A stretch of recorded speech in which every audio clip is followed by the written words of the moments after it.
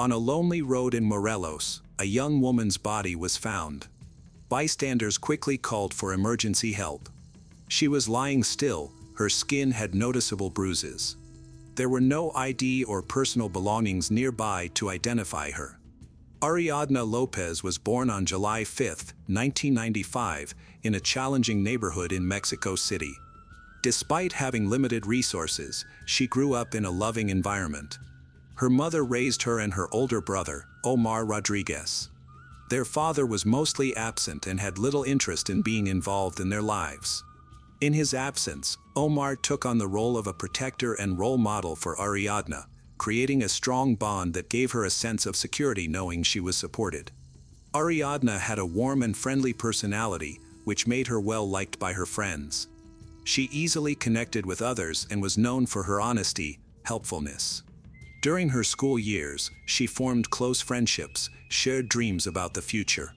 However, her adulthood was marked by tragedy. In 2018, when Ariadna was only 23, her mother was diagnosed with cancer. The illness progressed quickly, and the family soon faced the heart-wrenching loss. The death of her mother affected both Ariadna and Omar deeply. This experience strengthened their relationship, forced Ariadna to grow up quickly, taking charge of her own life. Before her mother's illness, Ariadna started dating a young man, and their relationship progressed quickly. Soon, she discovered she was pregnant. The birth of their son was a significant turning point, but it did not bring long-term stability to their relationship. They realized early that they were not compatible as a couple and decided to part ways. However, they continued to work together to co-parent their son. As a new mother, Ariadna faced various challenges. She had to juggle parenting with the need to find a stable job. Her journey toward financial independence began when she secured a job at a popular bar in Mexico City that catered to affluent clients. This role came with high expectations regarding professionalism and social skills. At the bar, Ariadna learned to interact effectively with diverse people. Despite the stress of the job, she met its challenges by using her charm and strong work ethic. When the global issue struck, Ariadna's life changed dramatically. The bar where she worked closed, and she lost her job. Instead of feeling defeated, Ariadna viewed this as an opportunity to pursue a long-held dream, opening her own beauty salon. This new venture represented her determination to shape her own life. With her experience and a strong network of contacts, she successfully established a business that provided financial security for herself and her son. During this time, Ariadna began a new relationship with a man she felt a strong connection with.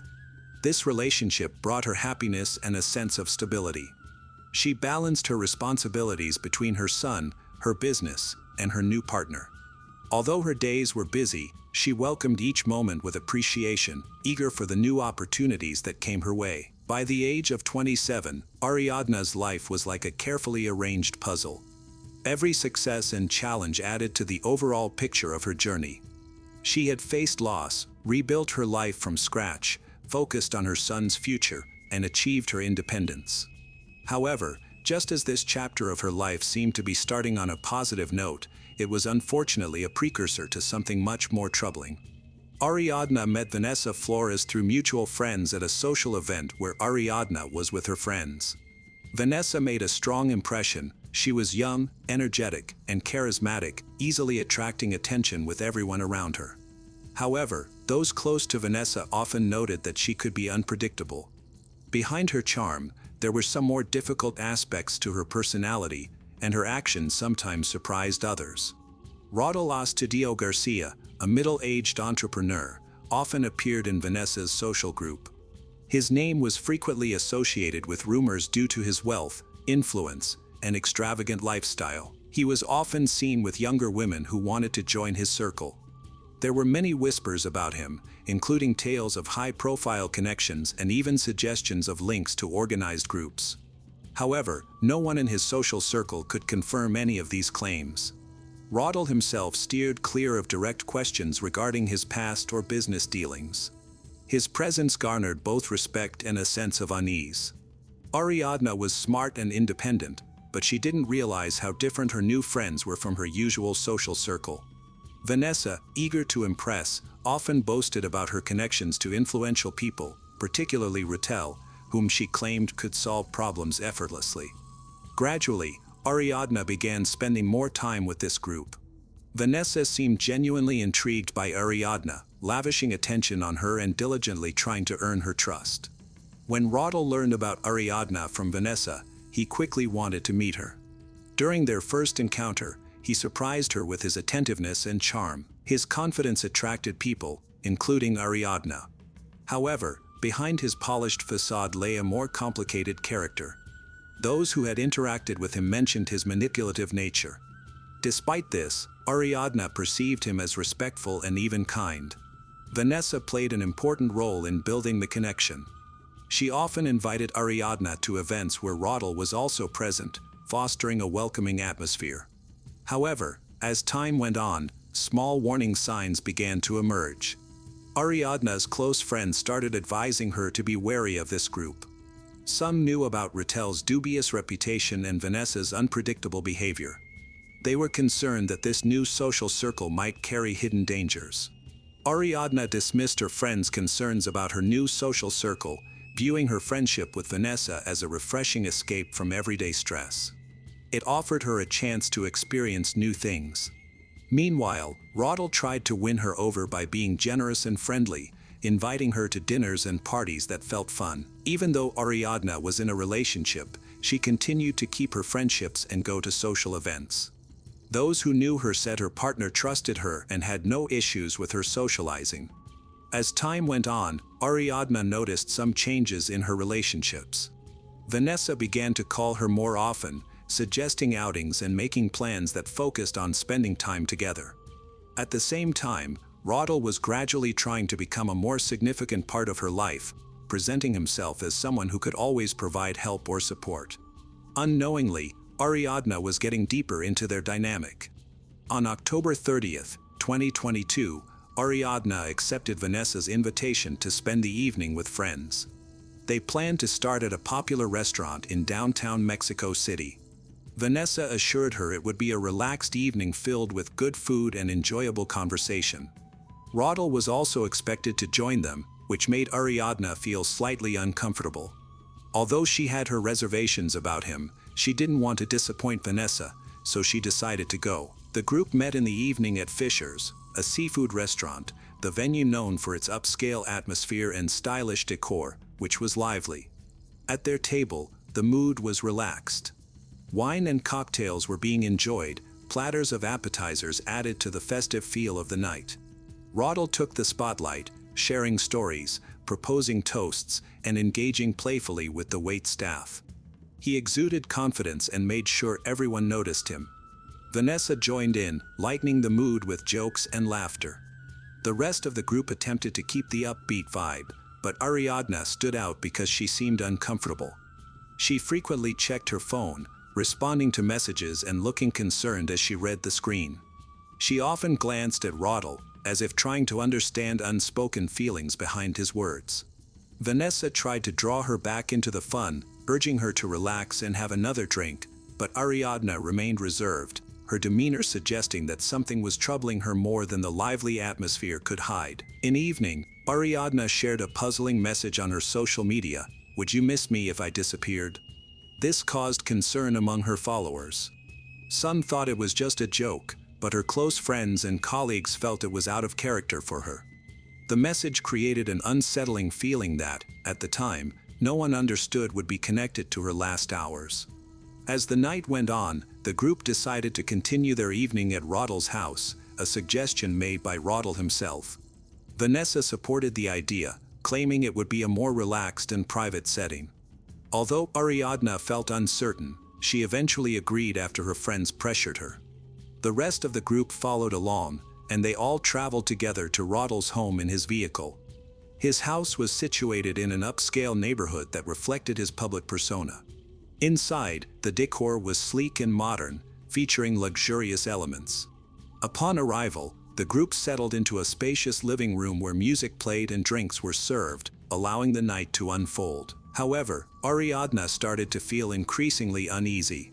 She stepped away several times to check her phone, pretending to take calls, which made her seem distant and distracted. Vanessa noticed her behavior and began whispering to Roddel, which only added to the tension in the room. Near midnight, Ariadna expressed her desire to go home because she was tired. Vanessa encouraged her to stay a bit longer, just another half hour. Roddel said nothing, but his lingering gaze on Ariadna made her uneasy. As the night came to a close, the guests began to depart, and Ariadna was among the last to leave. After that evening, no one in the group would see her alive again. On October 31st, the night before the Day of the Dead, Ricardo Calderon and a friend set off on a bike ride south from Mexico City to Tepoztlan, a popular day trip destination. They turned off the road to rest outside the colonial town. That's where they made a grisly discovery: a woman's body in the bushes beneath an overpass, within earshot of passing traffic. She was lying on her back, with her arms spread out, her beige skirt pulled up above her waist, and her right foot clad in a white high-top sneaker. Her hair was braided, and she had no identification or belongings. They quickly contacted the police, who arrived several hours later. While waiting, they took photos of the scene to document details that might assist in identifying the woman. When the police arrived, they secured the area, started gathering evidence. They found visible tire tracks in the dirt and markings that indicated the body had been moved. Forensic specialists observed signs of a struggle, but they couldn't determine the exact cause of death right away. No weapons were discovered, and the body had no obvious injuries that could explain what happened. There were also no documents or personal items to identify her. Hours later, images of the scene began to spread on social media, causing widespread concern. Among those who saw the photos were friends and family of Ariadna. Her father and her brother, Omar, recognized familiar features, including her tattoos. The tattoo reads, Armida, the name of Ariadna's mother. Another is a sunflower, her signature symbol. They feared the worst, so they filed a missing person report and informed the authorities that the woman found might be Ariadna López. Meanwhile, authorities in the state of Morelos began a separate investigation. However, the local police's initial actions faced significant criticism. They mishandled evidence collection, leaving many crucial details at the scene undocumented. This raised serious concerns about the professionalism and integrity of the involved law enforcement. When Ariadna's family came to identify the body, they faced their worst fears. Omar recognized his sister by a tattoo on her shoulder. The shock was overwhelming, especially upon seeing the state of her body, which bore bruises and trauma on her face and arms, indicating some form of violence. In contrast, the police's initial statements were vague and unconvincing. The family responded by calling for justice, demanding a transparent investigation. On the same day, they contacted friends who used social media to help raise awareness. The campaign quickly gained traction, attracting thousands of users. Despite increasing public pressure, the Morelos police continued to believe that the death could have been an accident. They indicated that a final conclusion could only be reached after the forensic report was finished.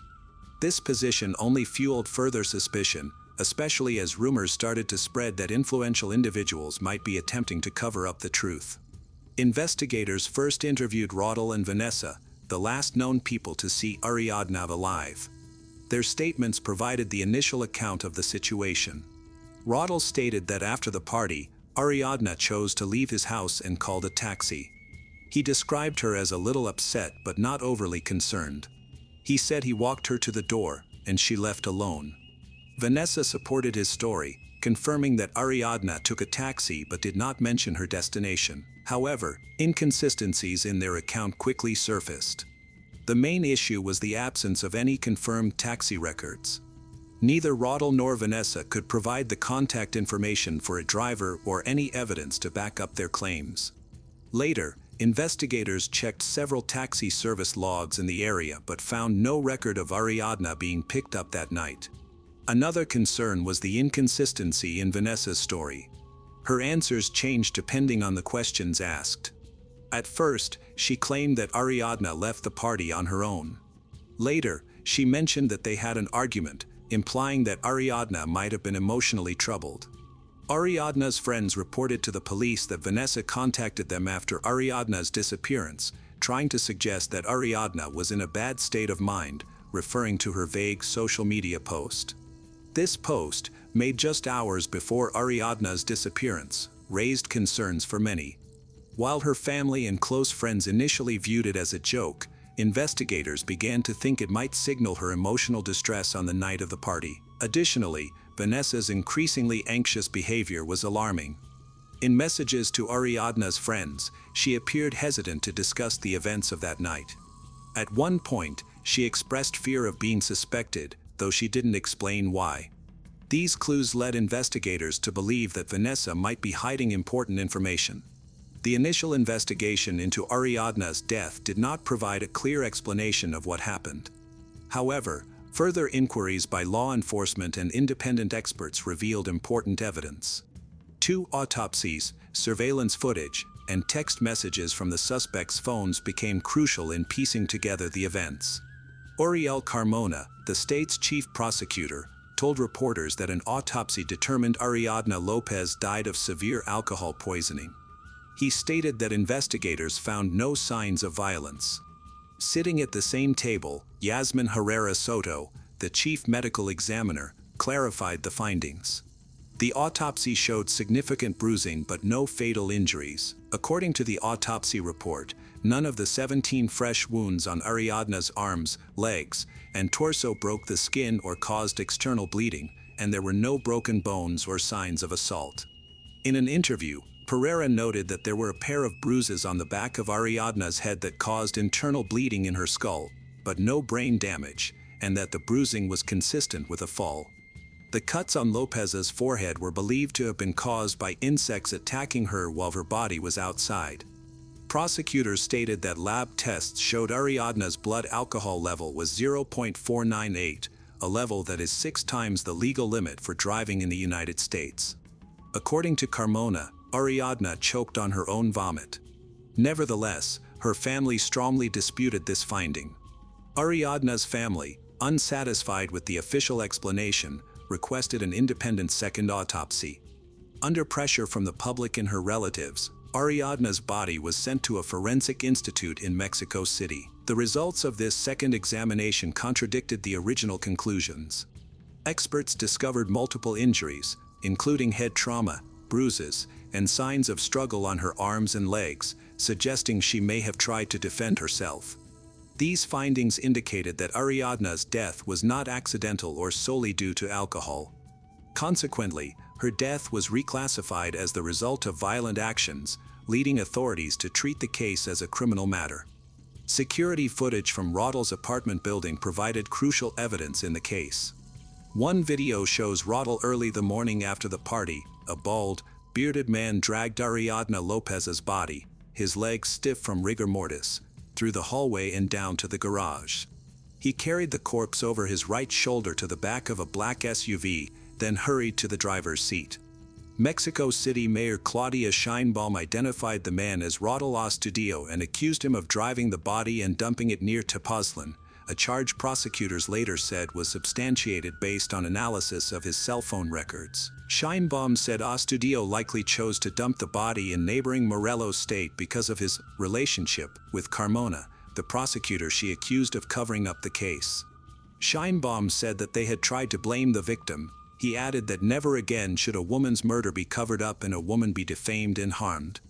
Meanwhile, Vanessa often told Ariadna's friends that she might have been having emotional difficulties and suggested she could have intentionally disappeared. However, her friends described Ariadna as lively and optimistic, with no known emotional issues.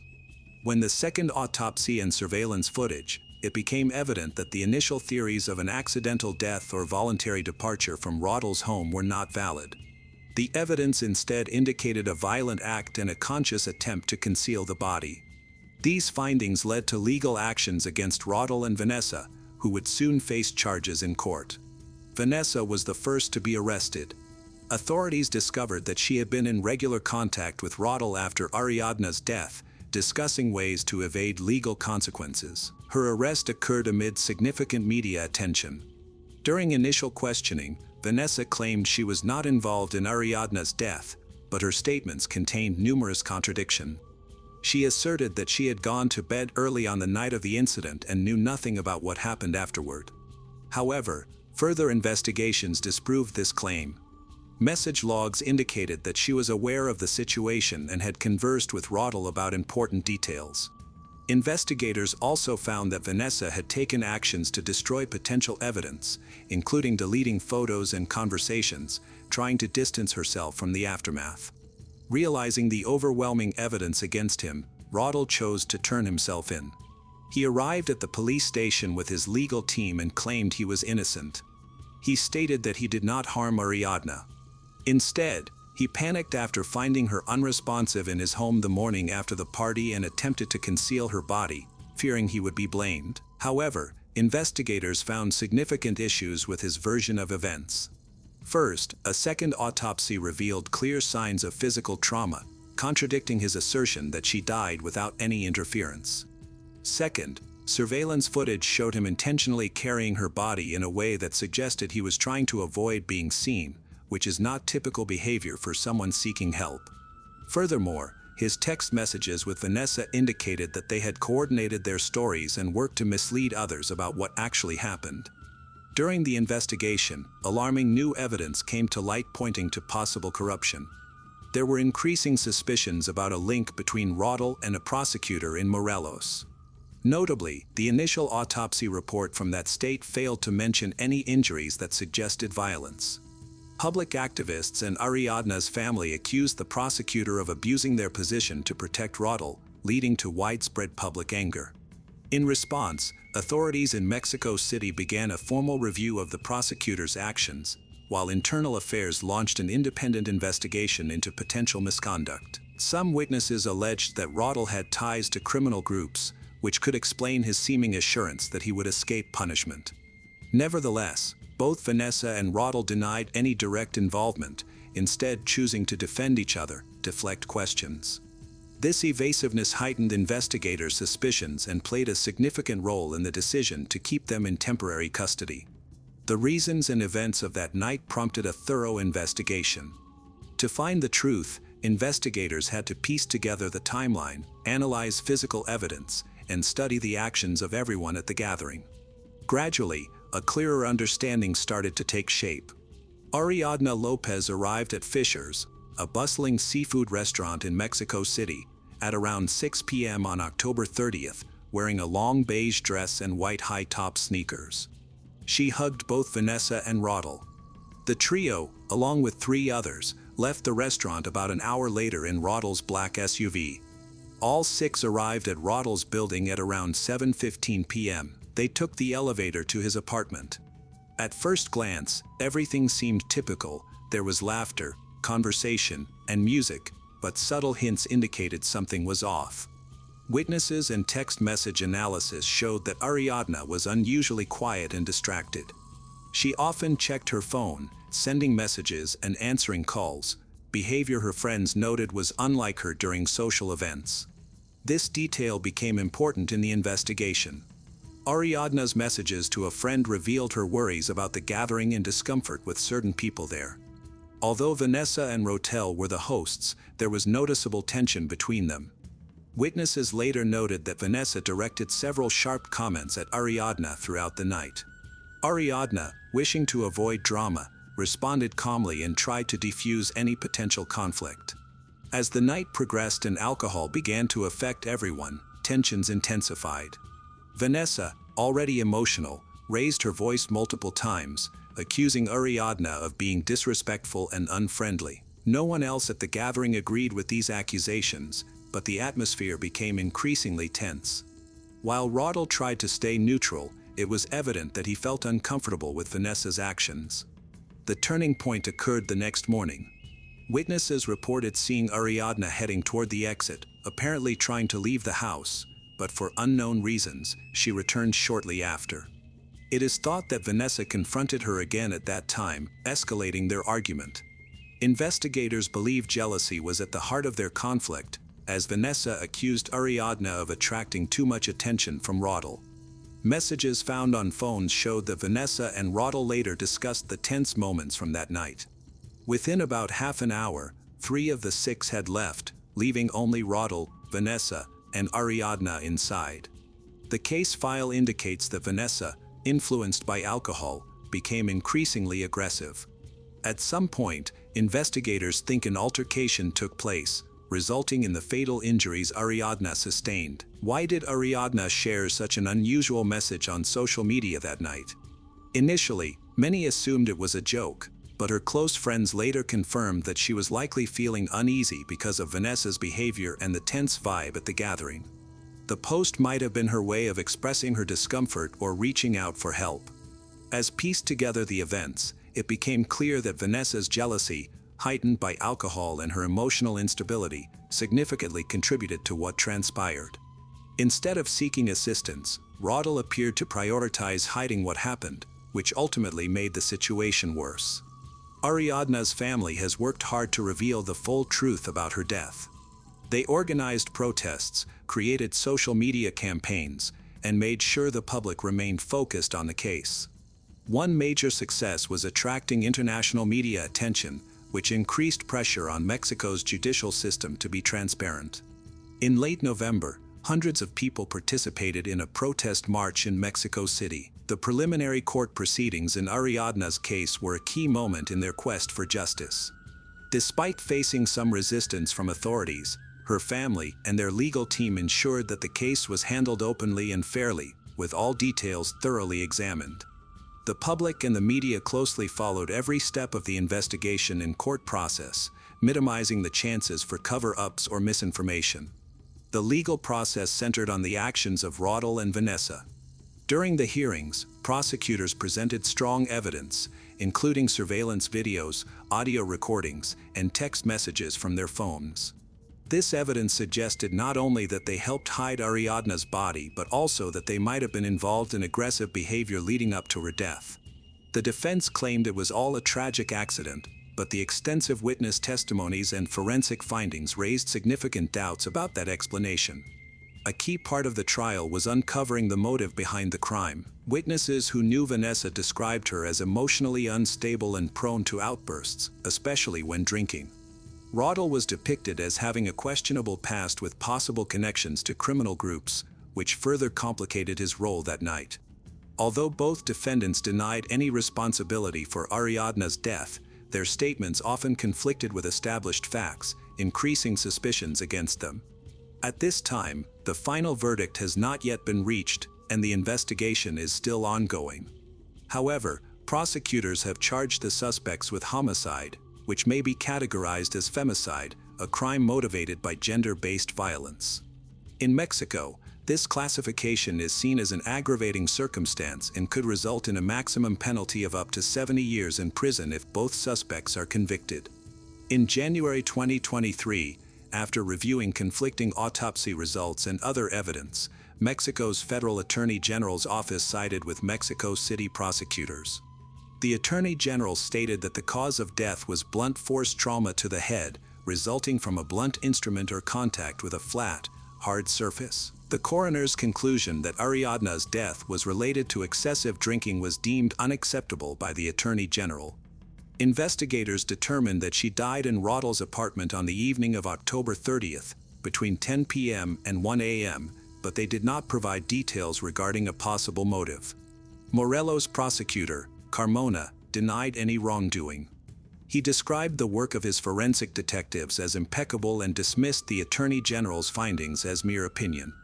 Mexico City authorities increased security for the López family to mitigate fears of retaliation by Rodel's accomplices. Ariadna's 7-year-old son is now living with her older brother, Omar. As the closest male role model, he has assumed the responsibilities of both guardian and father. Omar is fully committed to meeting the child's needs while also honoring his sister's memory by providing the love and stability that Ariadna once offered. The rest of the family has rallied around him, determined to help the boy cope with his loss and ensure that he grows up in a nurturing environment. Ariadna López became a symbol of the fight for equality as women marched in the streets on Women's Day with her image on signs. Anthony J. Dutcher was born on May 22, 1985, in Colorado Springs, USA. He was a dynamic individual with a wide range of interests. He managed to find time for many activities, including studying various musical instruments, languages, and martial arts. He also had a love for nature and enjoyed hiking. Anthony was capable of venturing into the forest alone for a few nights and surviving without assistance. He aspired to combine his passion for languages with his interest in martial arts, dreaming of a future as a translator, serving in the military, or pursuing a related career. Those who knew him described him as friendly, sociable, family-oriented, and ambitious. Anthony always made time for his loved ones, including his grandparents, Carl and Joanna, who lived in the small, close-knit community of Guffey, Colorado, which had a population of about 100 people. In Guffey, everyone knew each other, and the atmosphere was always peaceful and quiet. It was located an hour-and-a-half drive from Colorado Springs. Anthony loved visiting his grandparents because they lived in a peaceful, natural setting where he could explore the outdoors. Their tiny town had only a few dozen houses spread across the Great Plains. His grandfather, Carl Dutcher, was born in 1940. He served in the Army for 20 years before becoming a machinist, and for the last 13 years of his career, he worked in government positions, achieving significant success. His wife, Joanna, was born in 1942, had a diverse career as a cosmetologist, nurse, and store salesperson. Carl and Joanna had known each other since childhood, grew up together from the age of 7, fell in love, and married in 1964. Since then, they have been inseparable. They had 3 sons. After retiring, they moved to Guffey to enjoy their later years peacefully. There, they established a farm, started agricultural activities, and raised animals. Joanna was very sociable and active, while Carl preferred to stay at home and garden.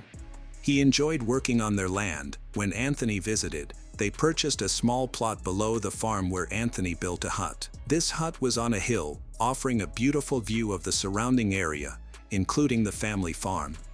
Anthony and his grandfather constructed the hut several years ago. By the time Anthony turned 15, he began visiting more often, much to his grandparents' delight. They shared many interests, which helped them develop a close bond. On New Year's Eve, December 31st, 2000, Anthony was 15 years old. He was going to celebrate the holiday with his grandparents. Since his parents were going out, his grandparents happily agreed to take care of him. The Dutchers dropped Anthony off at his grandparents' house on the morning of December 31st, where preparations for the evening's festivities were already underway. Later, Anthony's friend Isaac Grimes, who was also 15, planned to join them. The boys had been best friends for a long time and were set to go on a holiday camping trip to Anthony's cabin. Shortly before midnight, Anthony's mother called him. They exchanged greetings, both feeling anxious that the phone lines might be busy when midnight struck. They chatted for a while and agreed to reach out to each other on the morning of January 1st, after everyone had woken up. Anthony promised to call as soon as he got up, as he usually wakes up early. However, when his mother woke up in the morning, she did not receive the promised call or even a message, which she found odd. Anthony usually sent a congratulatory message that would arrive at night in case the lines were overloaded, but that didn't arrive either. At first, she didn't worry, thinking it was a night of celebration and rest. She also knew that the boys had planned to go to a remote hut where the connection might be weak. However, when neither the grandparents called nor responded, her concern began to grow.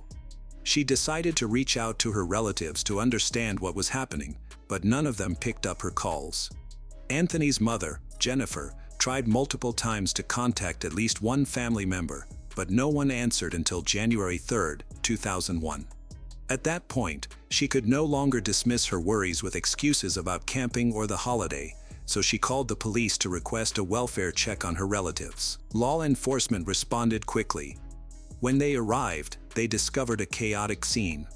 An exterior examination showed signs of forced entry. Someone had broken into the house through the back door. Inside, everything was in disarray, and many items were damaged. When the patrol arrived at the kitchen, they discovered Carl Dutcher unresponsive on the floor, surrounded by a pool of blood. He had been shot twice in the chest. Concerned that the shooter might still be nearby, the officers drew their service weapons. There was no gun found beside the body, indicating that a crime had likely taken place. As they entered the hallway, they discovered a woman's body on the floor next to a broken toilet in the bathroom. It was Joanna. She was lifeless, lying in a large pool of blood. She had been shot 6 times, making it clear that her death was a murder, not an accident. The family was particularly concerned because Anthony was missing from the house. The police cordoned off the farm and initiated an investigation, focusing on locating Anthony first, as he might need help. Jennifer confirmed that he should have been with his grandparents at that time and couldn't have left for home alone without informing anyone. Anthony was declared missing, and his search was launched. The Dutcher family was devastated by the events and chose to travel to Guffey to help search for Anthony. Jennifer informed the police that her son planned to spend the night at a cabin in the forest, but she couldn't explain its exact location over the phone. The forensic still experts continued to investigate the site of the attack. It appeared to be a sudden and unprovoked assault. Carl seemed to have walked into the kitchen and was shot without any warning. He didn't have time to defend himself and showed no signs of struggle. Joanna, on the other hand, might have had slightly more time to react. The assailants attacked her, forcefully hitting her head against the edge of the toilet before shooting her. She likely tried to protect herself, as one of her hands was shot through. The bullet struck her head after entering through her palm, leading to her immediate death. She was presumably the second victim of the attackers and may have attempted to escape to the bathroom for safety, but it was futile. Members of the Dutcher family who arrived in Guffey, they reported that Carl had a strong interest in firearms. He owned a variety of guns, including different models of pistols and rifles, which he restored and sold as a hobby. At the time of the crime, there were several dozen firearms in his house. It was crucial to determine what might have been stolen. The son of Carl, Charles, assisted in this investigation, he sharing his father's passion for guns and having a rough idea of what was in their collection. This was an important lead, as the firearms were not stored openly but rather in a locked gun cabinet. For someone to find, open, and steal a gun, they would need to act with intention, suggesting that the criminal was familiar with both the victims and the location of the gun cabinet. Detectives started to entertain the theory that Anthony, the missing grandson, might be the killer. They were unsure about his fate. It was theorized that he could have taken a weapon and harmed his family before fleeing. However, Anthony's parents firmly rejected this idea. They emphasized that he loved his grandparents deeply and had great relationships with all his relatives. Furthermore, he did not have any mental health issues and had never run away. Overall, there were no known problems with him. Anthony's parents guided the police to the campsite in the woods where Anthony intended to spend the holiday with his best friend Isaac Grimes, in a cabin.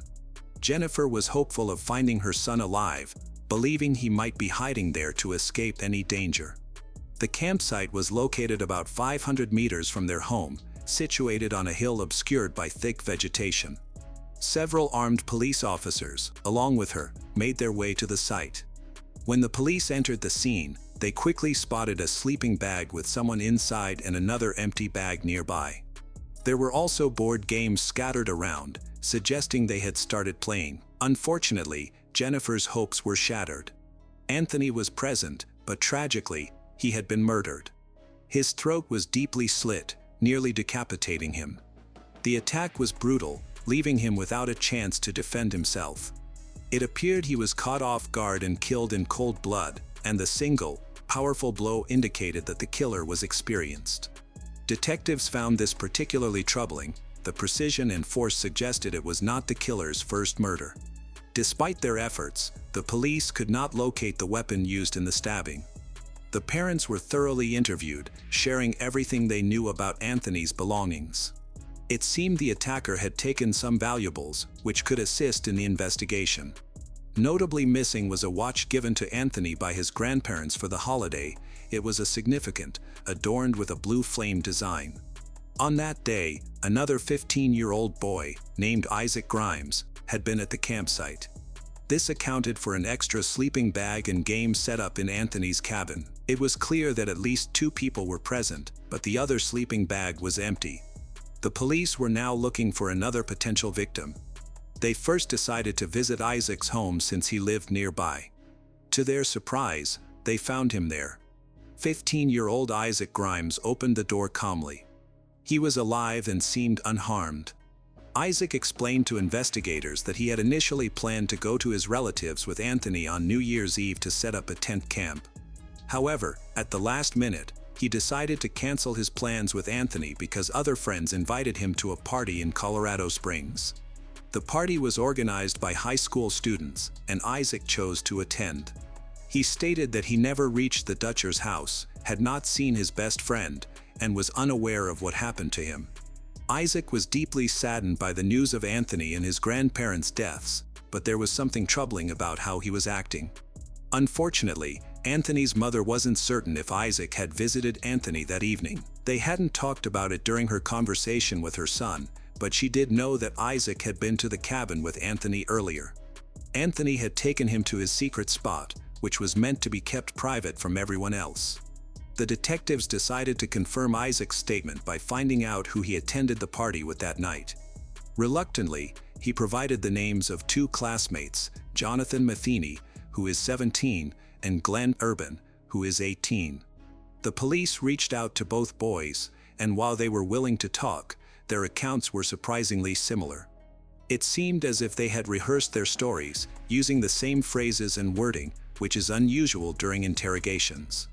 However, this similarity alone was not sufficient to charge them. The police needed evidence linking them to the crime scene.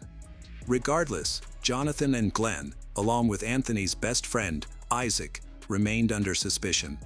It was unclear whose sleeping bag was found next to Anthony's body in his cabin. Following this, the autopsy report was released, showing that all the victims, Carl, Joanna, and Anthony, had died on New Year's Eve.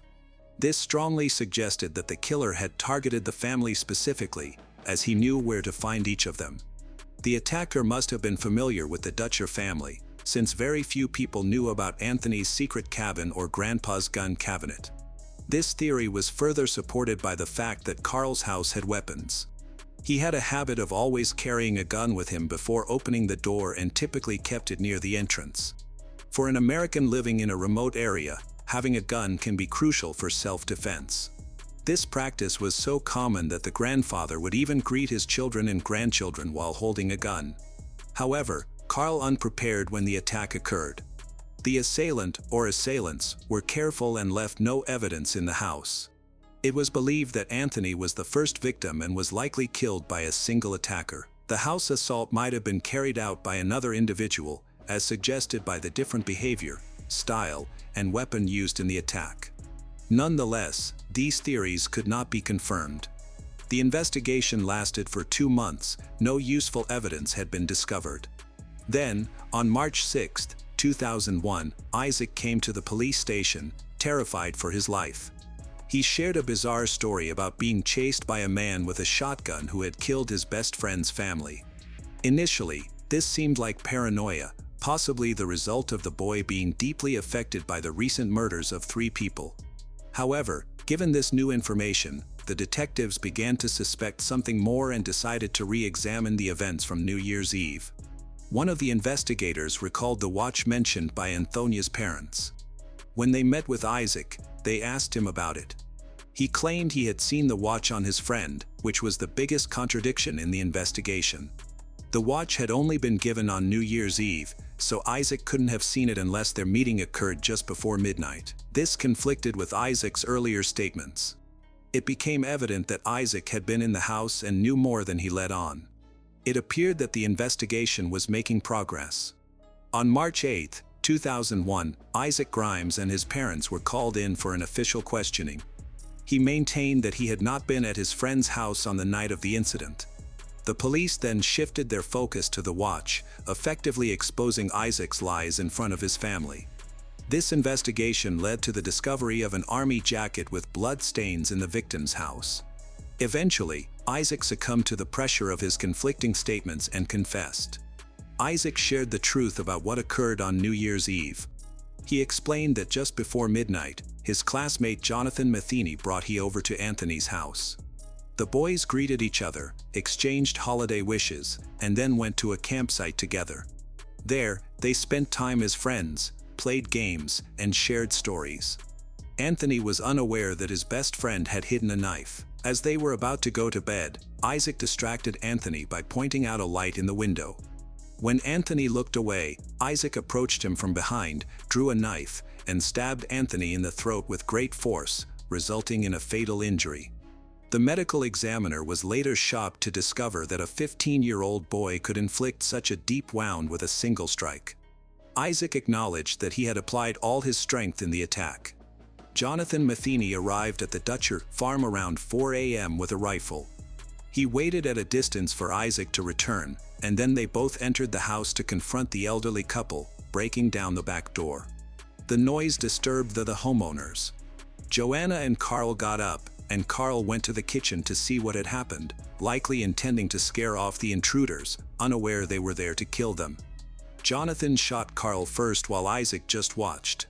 Carl fell to the ground after a couple of shots. Terrified, Joanna fled to the bathroom and locked the door, hoping to hide, but Jonathan had no intention of leaving any witnesses. He forced open the bathroom door, struck Joanna's head against the toilet, and then shot her. It's important to note that both perpetrators were still in school. Jonathan was 17 and Isaac was only 15.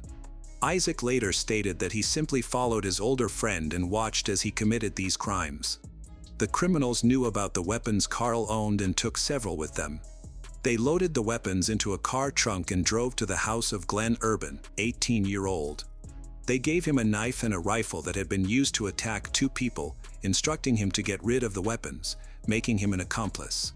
The police could not determine the motive behind the crime, and Isaac refused to speak.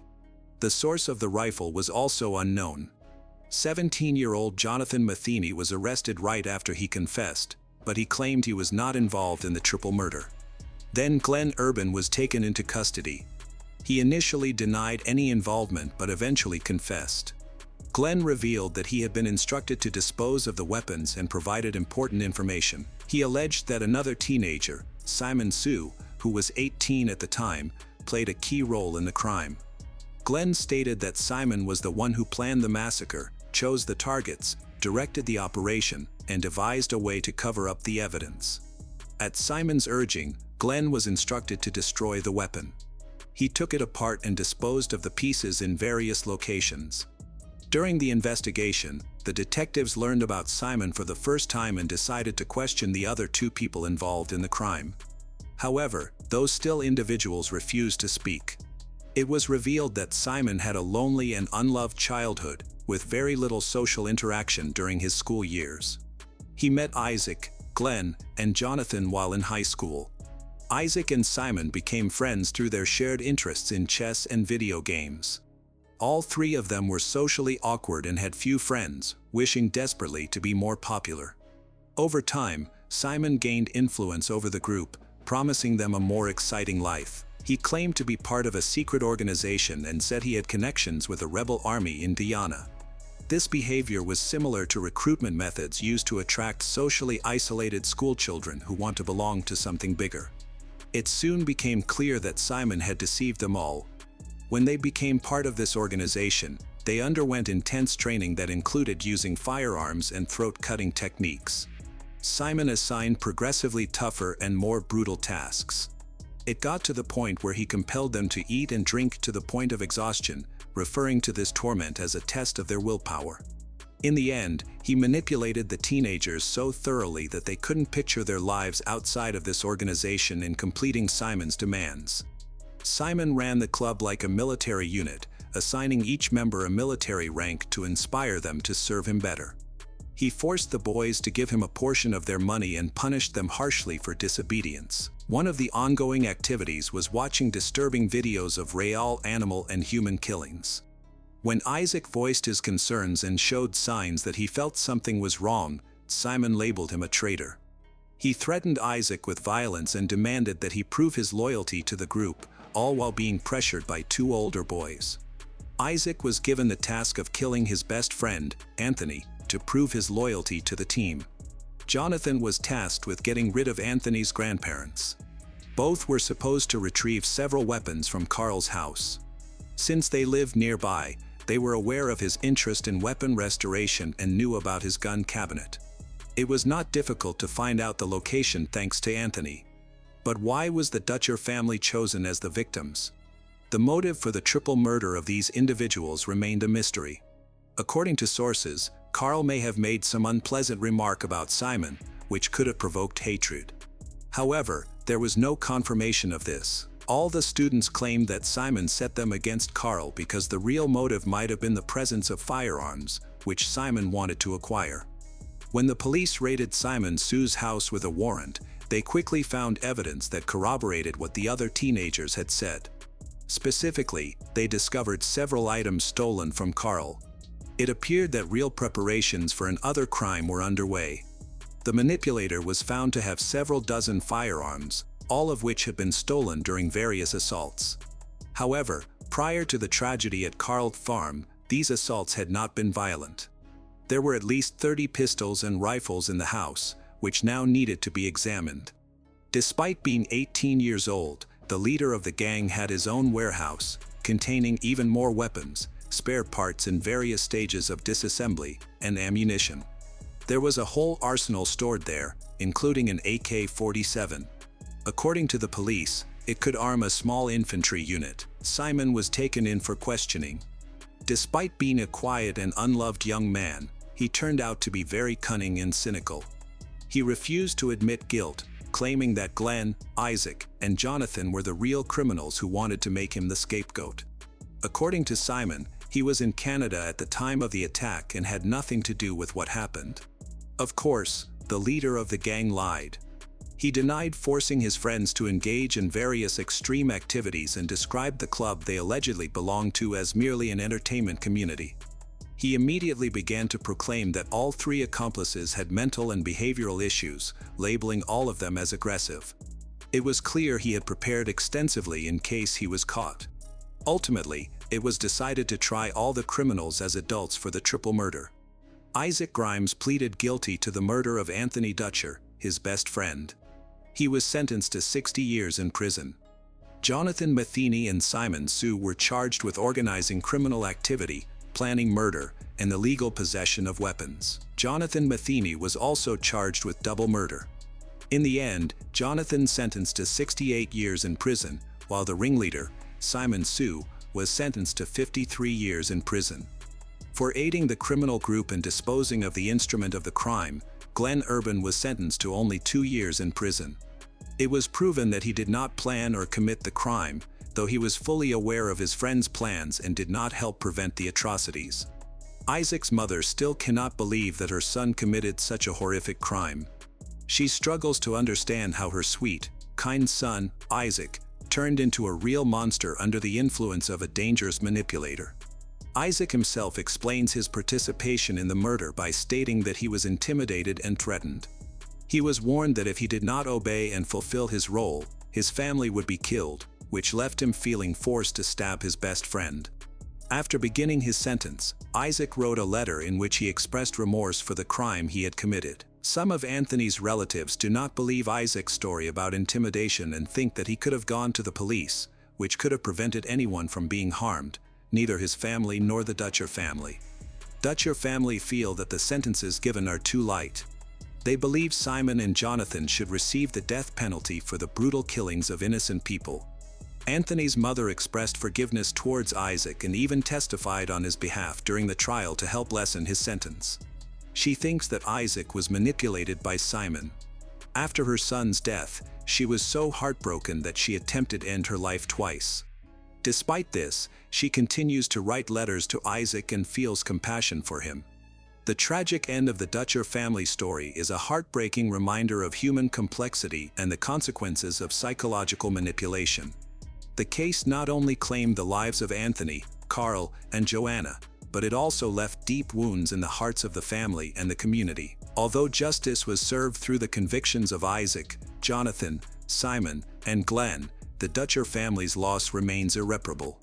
Jennifer's act of forgiveness toward Isaac reflects love and compassion while also raising questions about personal responsibility and the effects of manipulation. Now more than ever, This story draws attention to the need to protect young people from negative influences and reminds us of the value of family and community engagement in preventing similar tragedies.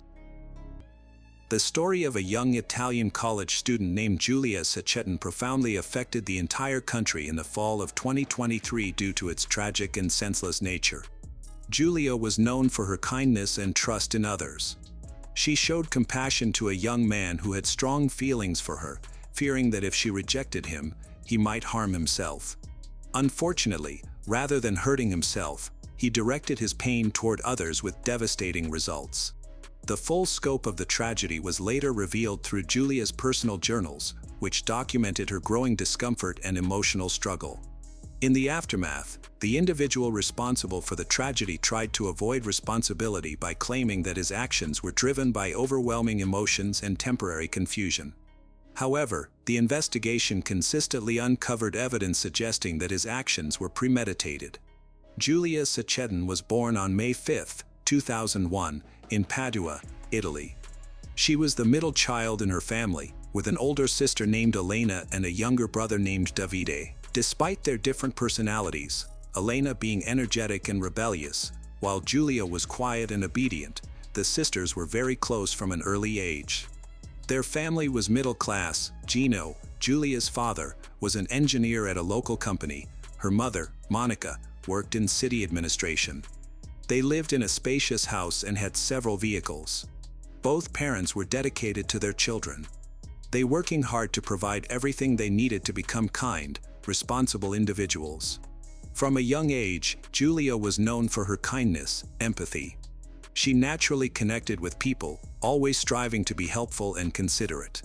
At times, she was excessively gentle, often avoiding conflict even if it meant sacrificing her own interests. Giulia had a wide circle of friends, effortlessly fit in with any group. In school, she consistently achieved top grades, had a strong interest in literature and foreign languages. However, her true passion lay in art classes, where her teachers recognized her talent and encouraged her to pursue it further. As a teenager, Giulia attended an art academy while still in high school, seriously contemplating a career in the arts. However, as graduation neared, her parents urged her to opt for a more practical, stable career. Taking her father's advice, she enrolled at the University of Padua, one of Italy's leading public universities, chose to study biomedical engineering. Always one to avoid conflict, she agreed without protest and committed herself to her studies, even though she lacked genuine interest in the field. She did not envision a long-term career in biomedical engineering. While at university, Giulia met a classmate named Filippo Turetta, who was also in Padua. Filippo came from a humble background and was the only child of his parents, who cared for him deeply. Giulia and Filippo were in the same department. A mutual attraction quickly grew between them. Their relationship started with long conversations, emotional support, and facing challenges together. When Filippo began to struggle with his studies, Giulia helped him catch up and pass his exams. Soon after, he asked her out on their first date. They officially started dating in January 2022, which was Giulia's first serious relationship. Coming from a protected upbringing, she quickly became very infatuated with him. For the first 6 months, they were nearly inseparable, enjoying each other's company and appearing genuinely happy, which led their family and friends to believe in the strength of their bond. Just 2 months into their relationship, Filippo invited Giulia to dinner at his home, where he referred to her as his future wife while introducing her to his parents. A few weeks later, Giulia reciprocated by bringing Filippo to meet her family. Their friends were convinced that Giulia and Filippo would get engaged by the time they graduated. Life took a devastating turn for Giulia's family when her mother, Monica, was diagnosed with a late-stage illness, and the outlook was grim. Monica's health deteriorated quickly, and despite numerous consultations, doctors indicated there was little hope. The next 6 months felt like a waking nightmare for the Cecchettin family. During this challenging period, Filippo tried his best to provide support. He stayed close to Giulia and also spent time with Monica. Giulia truly valued his presence. She was thankful for his kindness and unwavering support. Nevertheless, even though Monica agreed to participate in experimental treatments, she sadly passed away in October 2022 at just 51 years old. Her death created a huge void in the family. For her husband, Gino, the grief was nearly unbearable. He felt emotionally overwhelmed. It was only through the love and support of his children that he found the strength to carry on. Although Filippo continued to be supportive, changes began occurring in Giulia's feelings toward him. Even though they were still together, she started to feel distant and uncertain about their future. She began to consider ending the relationship but was unsure how to address it without causing conflict or upsetting him. She confided in only her two closest friends, people she had known for years and trusted. They were shocked. On the surface, Giulia and Filippo appeared to be the perfect couple, with a happy, harmonious relationship. However, beneath that facade, things were unraveling. Giulia didn't provide specific details but communicated that the relationship had reached a breaking point and ending it seemed inevitable. She didn't want to hurt Filippo, but she could no longer continue living a lie. The true reason behind her decision would only be revealed much later, following her passing. At that time, Giulia was focused on preparing for her final thesis presentation. However, she realized that she didn't want to pursue a career in biomedical engineering. It simply didn't resonate with her. Without mentioning it to many people, she quietly applied to a prestigious international art school that specializes in comic illustration. When she finally confided in her father, she emphasized that she would complete her university degree as she had promised. She intended to graduate and obtain her qualifications as her parents expected, but after that, she wanted to pursue a second degree in something she was passionate about, becoming an illustrator. Gino listened intently and supported her decision. After the loss of his wife, he had a new outlook on life, recognized its brevity and fragility. He encouraged his daughter to follow her own path, make her own choices, and dedicate herself to what truly made her happy. Giulia's conversation with Filippo turned out to be much harder than she had expected. It took place in August 2023, after they had been together for over a year and a half.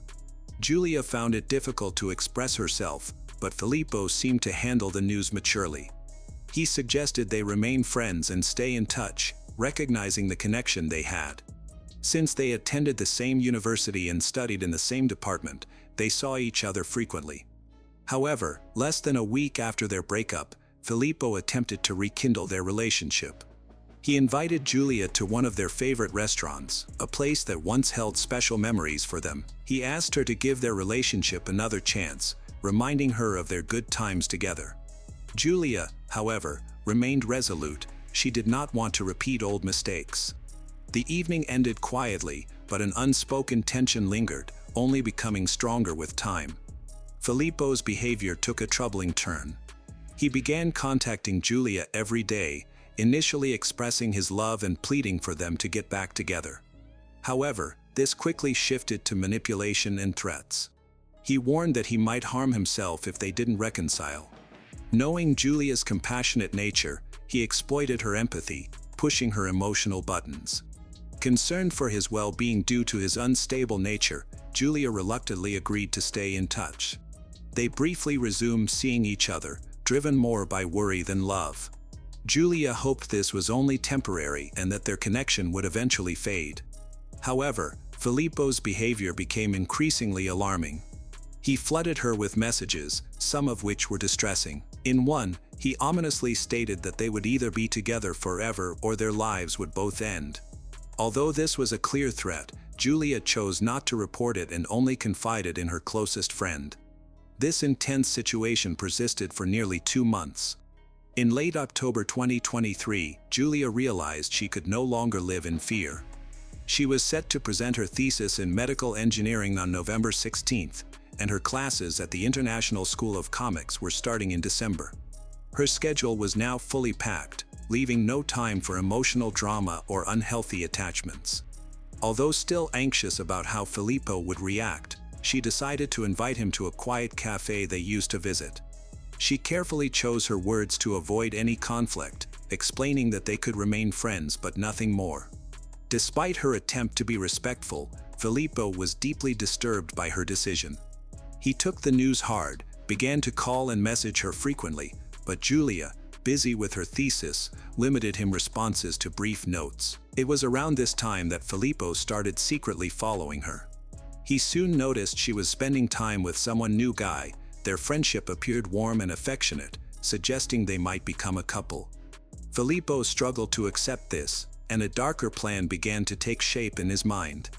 On Saturday, November 11, 2023, Julia dedicated most of her day to her graduation project.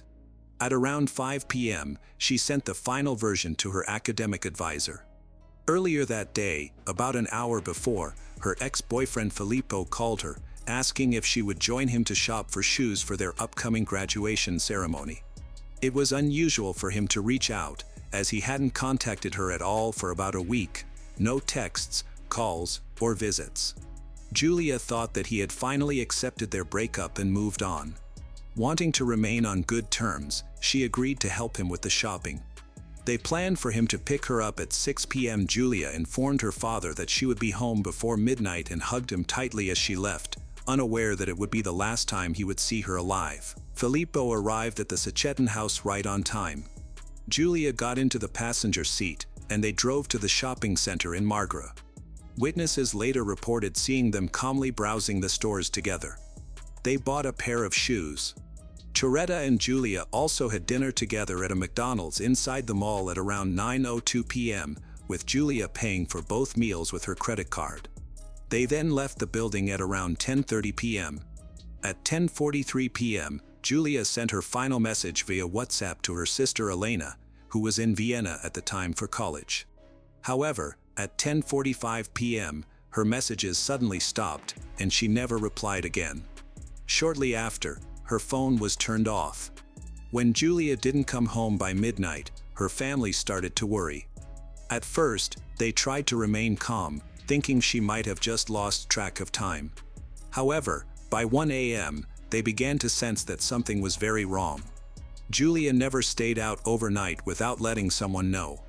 Her phone was off, and they couldn't reach Filippo. Her father and older sister went to file a missing person report while her younger brother stayed home in case Julia returned. They still held on to a small hope that her phone had died or that she had been delayed, but they believed she would have found a way to let them know she was okay. Police were doubtful about the situation. They pointed out that as an adult, Julia had the right to choose not to return home or inform anyone of her location. Only a few hours had passed since she was last seen, and according to standard procedure, search efforts for missing adults usually do not start until 24 hours after they go missing. What no one knew at that moment was that about 4 hours before her family reported her missing, an alarming incident had already occurred.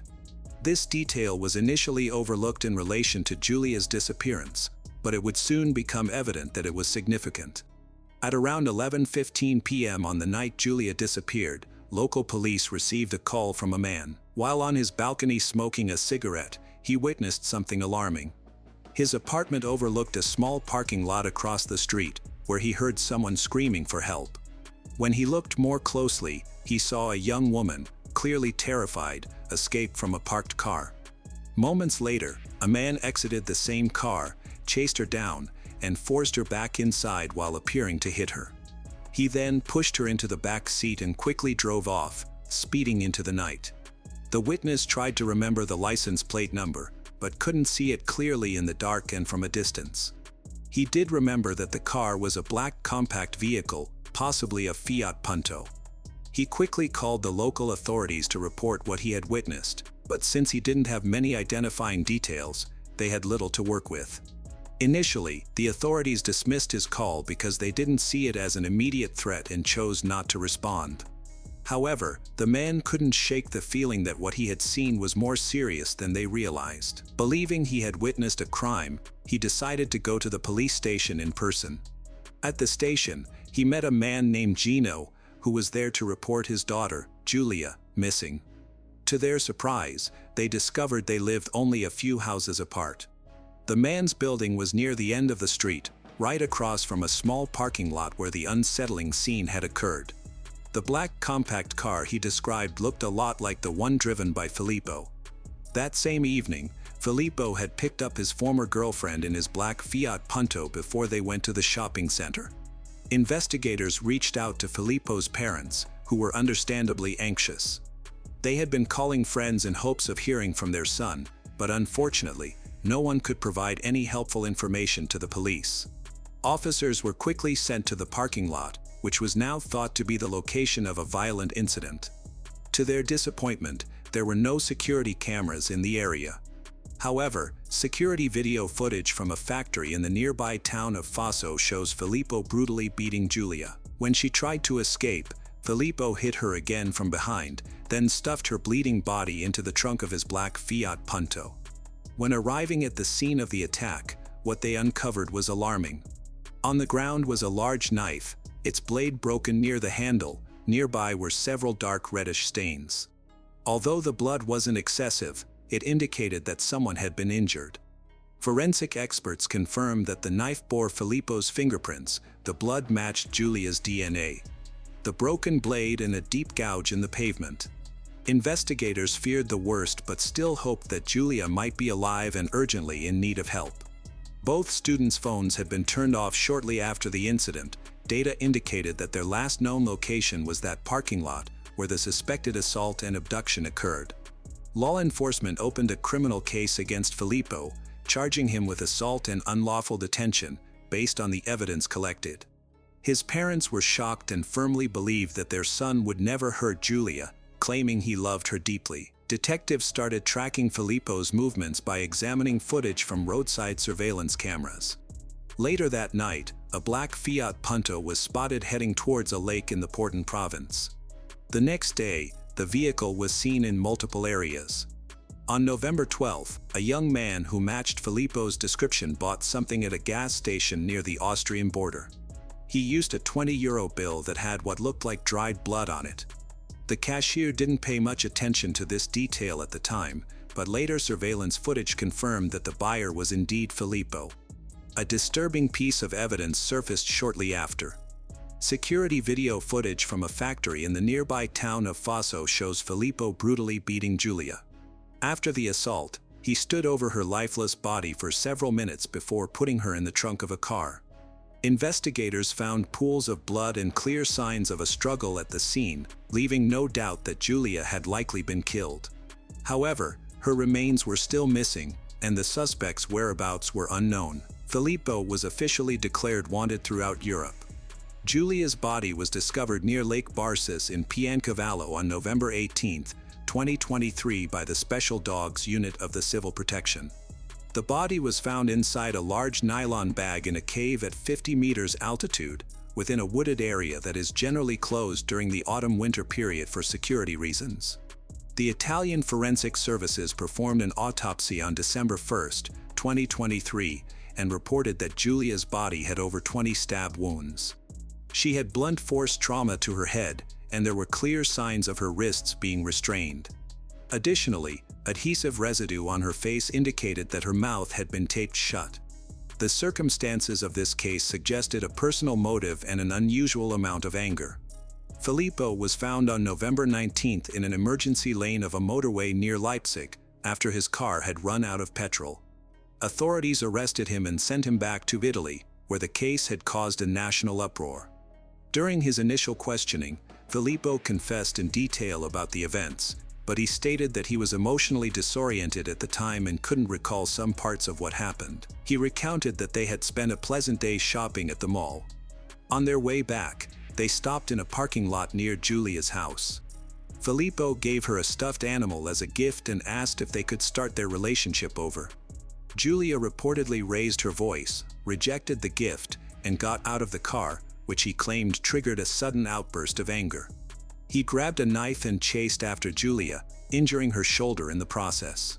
She fell to the ground, and when he tried to strike her again, he missed, causing his knife to break when it hit the pavement.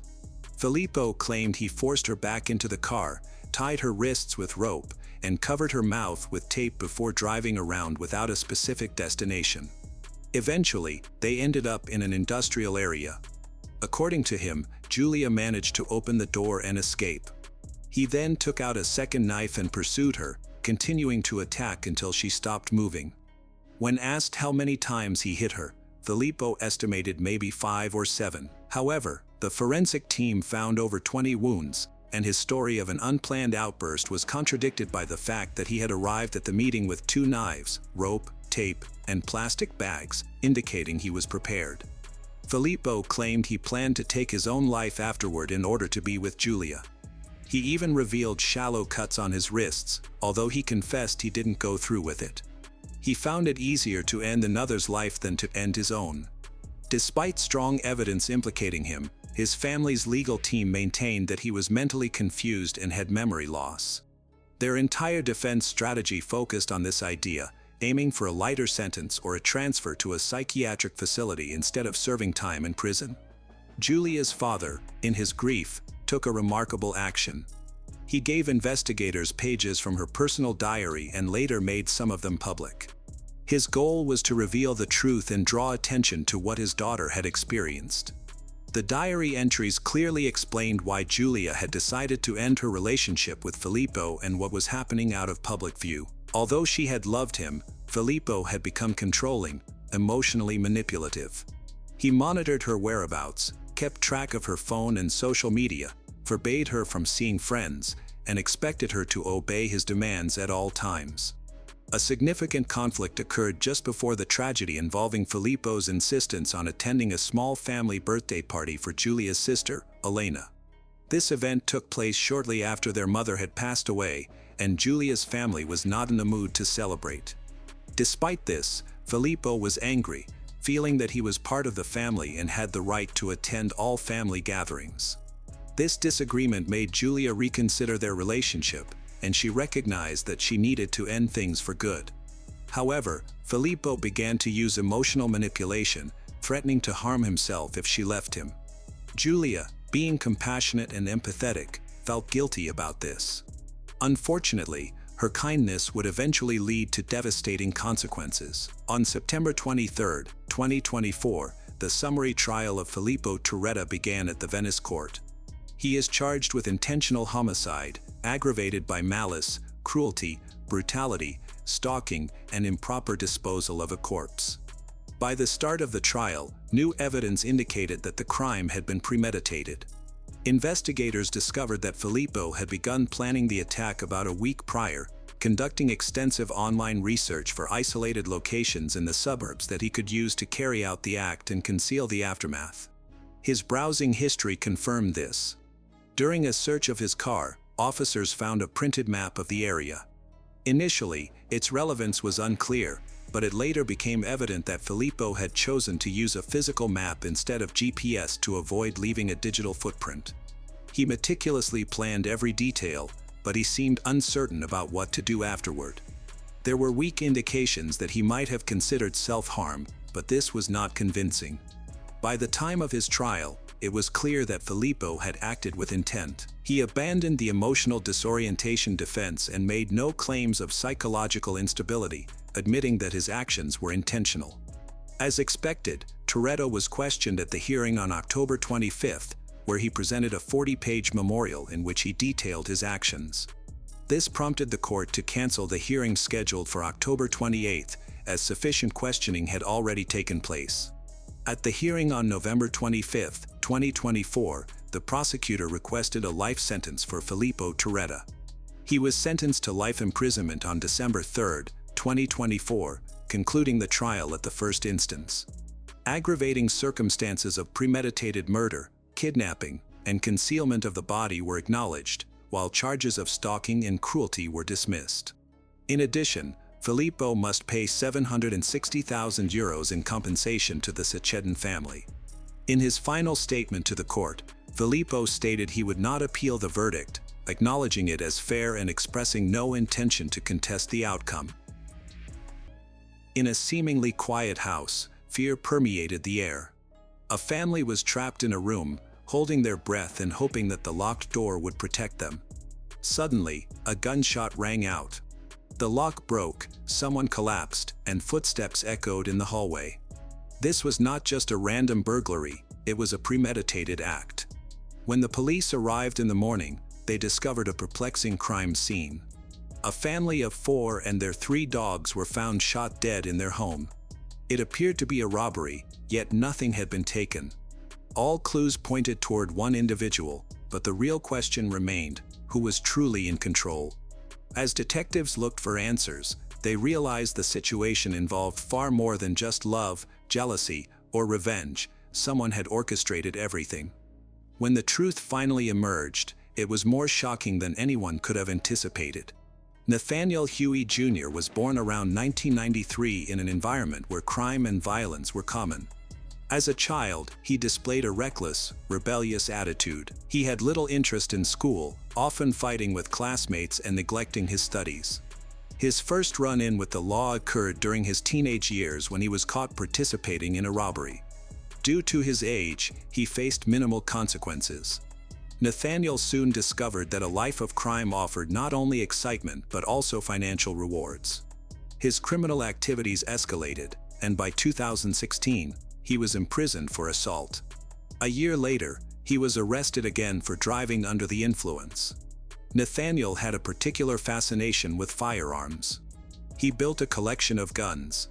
Although the courts prohibited him from owning firearms, he disregarded this ban, turned to the black market to acquire weapons illegally.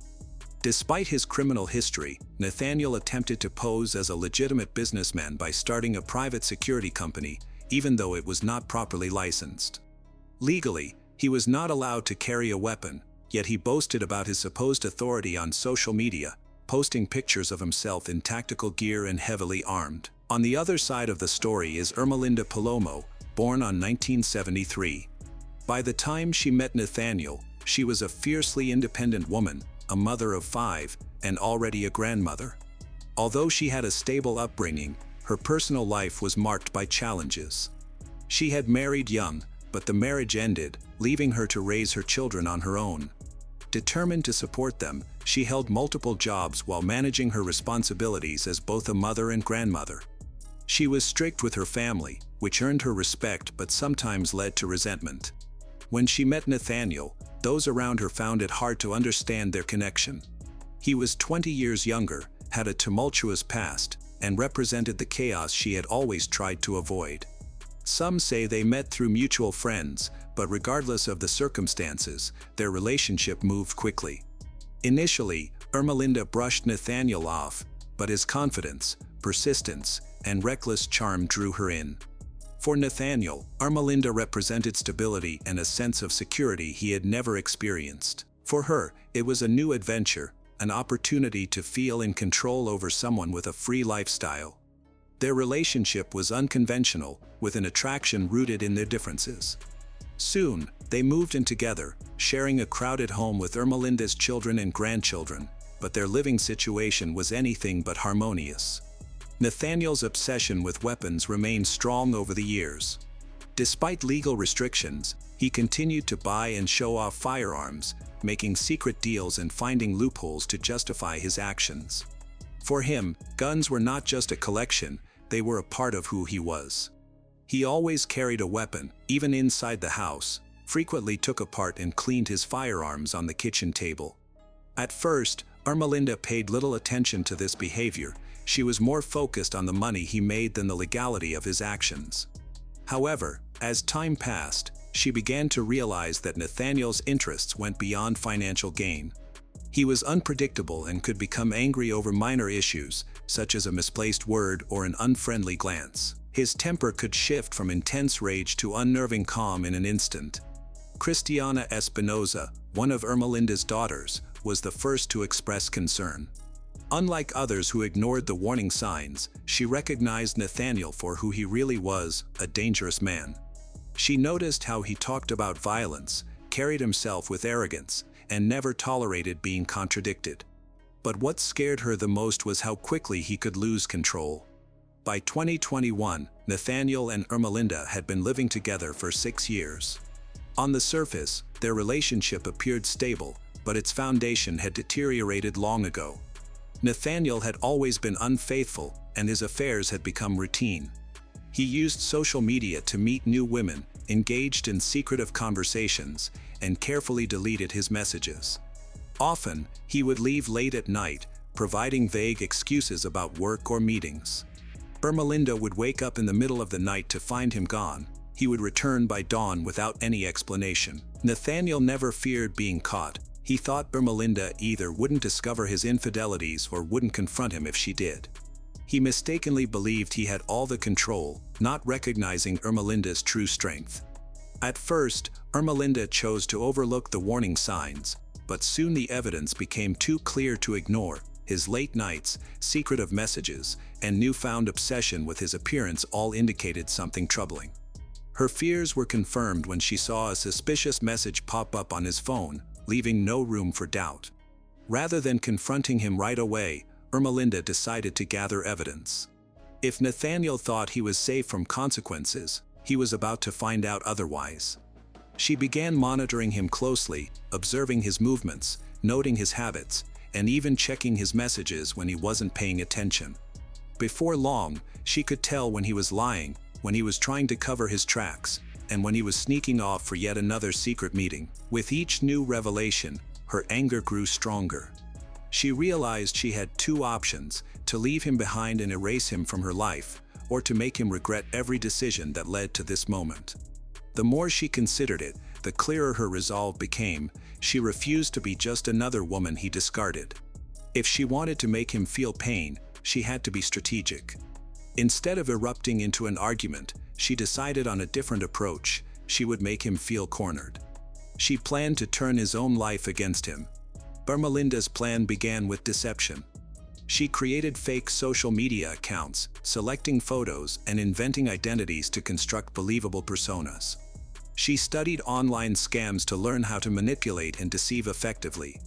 This included understanding threats, the structure of underground networks, psychological tactics.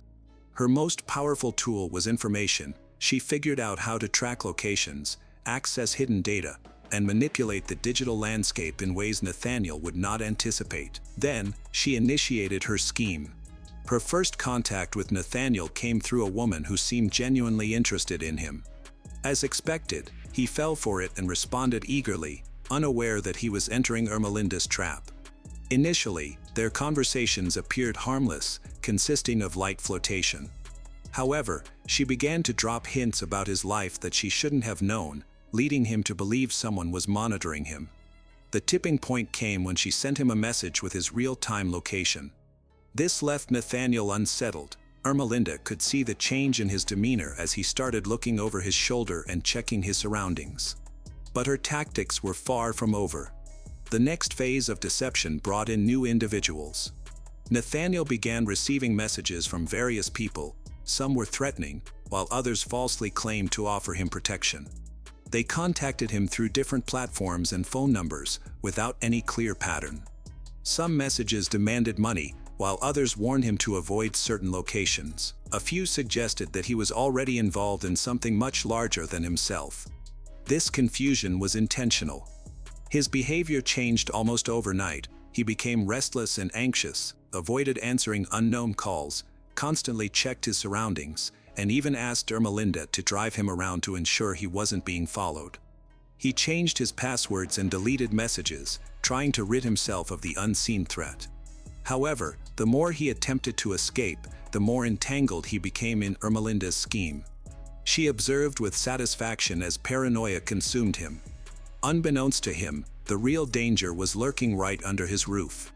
In May 2023, a new woman entered Nathaniel's life, Zoraida Bartolome, one of his co-workers. Zoraida was already entangled in her own complicated situation. She was married with 2 children but was unhappy at home. She had cheated in the past and didn't feel guilty about it, believing that her own happiness was more important than being loyal. For Nathaniel, Zoraida represented an exciting escape from his troubled relationship with Ermelinda. Their connection began with stolen glances and quiet conversations, quickly escalating into something they both found hard to abandon. Ermelinda had been observing Nathaniel closely and noticed a shift in his behavior. At first, she assumed Zoraida was just another fleeting romance, but then she discovered messages that revealed deeper feelings. Nathaniel was telling Zoraida that he loved her and wanted a future together. She reciprocated those feelings, and they fantasized about leaving everything behind to start anew. As Ermelinda read their exchanges, she felt a mix of pain and humiliation. Despite her efforts to protect their relationship, Nathaniel was pursuing another woman. Now, she felt compelled to take drastic action against him. She escalated the psychological manipulation, introducing even more frightening figures into Nathaniel's life. He was no longer just being observed, he felt as if he was being hunted. Nathaniel had endured too much to feel fear anymore. He had survived the worst, or so he thought. Now, all that mattered to him was Zoraida. Leaving her was not an option. For the first time, he wasn't merely hiding an affair, he was fighting for it. Ermelinda noticed this change in him. If she couldn't break Nathaniel directly, she would aim to destroy Zoraida instead. Her first tactic was to undermine Zoraida's stability. Using her network of fake accounts, she contacted Zoraida's husband, Alberto Rolón. Initially, she planted vague doubts through anonymous messages that suggested betrayal. She even included photos of Zoraida and Nathaniel together, ensuring they were clear enough to raise suspicion. However, Alberto was not easily swayed. He dismissed the warnings, unwilling to accept that his wife could deceive him so openly. That's when Ermelinda intensified her approach. The subsequent messages were not just about infidelity, they included threats. Unsigned letters arrived at their home with clear implications. If Alberto did not take action, his family would be in danger. Alberto began to observe Zoraida more intently. The tension in their home was exactly as Ermelinda had intended. However, Nathaniel was still unwilling to let go. Even as paranoia invaded his life, he held on to Zoraida as if she were his last hope. Ermelinda manipulated his perceptions, convincing him that Zoraida was providing information to the people spying on him. She crafted a story so believable that even Nathaniel began to doubt his own reality. Using fake accounts, she sent messages from imaginary informants, all suggesting the same idea. Zoraida wasn't just a woman Nathaniel had fallen for, she was working against him and was the source of the ongoing threats. Nathaniel's paranoia took over him completely. He confronted Ermelinda about his suspicions, and she played along convincingly. Initially, she seemed unsure, but then she reluctantly confessed that she had also received warnings about Zoraida. Nathaniel realized he could no longer dismiss these concerns. He had to take action to ensure his survival. Next, Ermelinda put him to the ultimate test of loyalty. She made him believe that his supposed enemies were closely monitoring him and required evidence that he hadn't betrayed them. The only way he could prove his loyalty was by making a crucial decision himself: kill Zoraida. By the time Nathaniel reached his decision, he felt no hesitation. There was no fear or regret, just a cold, determined focus on what needed to be done. He started planning immediately, treating the situation like a mission. Nathaniel studied Zoraida's routines, tracked her schedule, and identified when she was most vulnerable. He noted when Alberto was home, when the children were asleep, and when it would be easiest to enter the house. He mapped out potential escape routes, looking for surveillance cameras and memorizing the neighborhood layout. Simultaneously, he prepared his supplies. He already had a stockpile of weapons but gathered additional tools, including clothing to help him blend into the night, gloves to avoid leaving fingerprints, tape, and a flashlight. Together with Ermelinda, he chose items carefully, ensuring no one would suspect anything. Although Ermelinda remained in the background and was not directly involved, she always provided guidance to keep him on track. By the time everything was ready, Nathaniel had stopped considering the consequences. The night came. Ermelinda drove towards Zoraida's house with an unsettling calmness, acting as if it were just another evening. She even asked Nathaniel why he needed to go there, though she already knew the reason. He didn't answer. He no longer cared about her opinion, only the task ahead mattered. When they arrived at the house, Ermelinda remained in the car while Nathaniel got out. As he expected, the front door was locked. He quietly moved around to the side of the house, found a window, and broke the glass. The sound startled Alberto awake. He sat up, listened intently, and then cautiously approached the noise. By that time, Nathaniel was already inside. As soon as Alberto rounded the corner, Nathaniel fired his gun, but his shot went wide. Realizing this was more than just a break-in, Alberto turned and ran toward the hallway, desperate to reach his family's room before the intruder. However, Nathaniel was quicker. Gunshots rang out through the house. Alberto fell to the ground before he could reach the door. For a brief moment, there was silence. Then the next gunshot broke the stillness, sending Zoraida into a panic.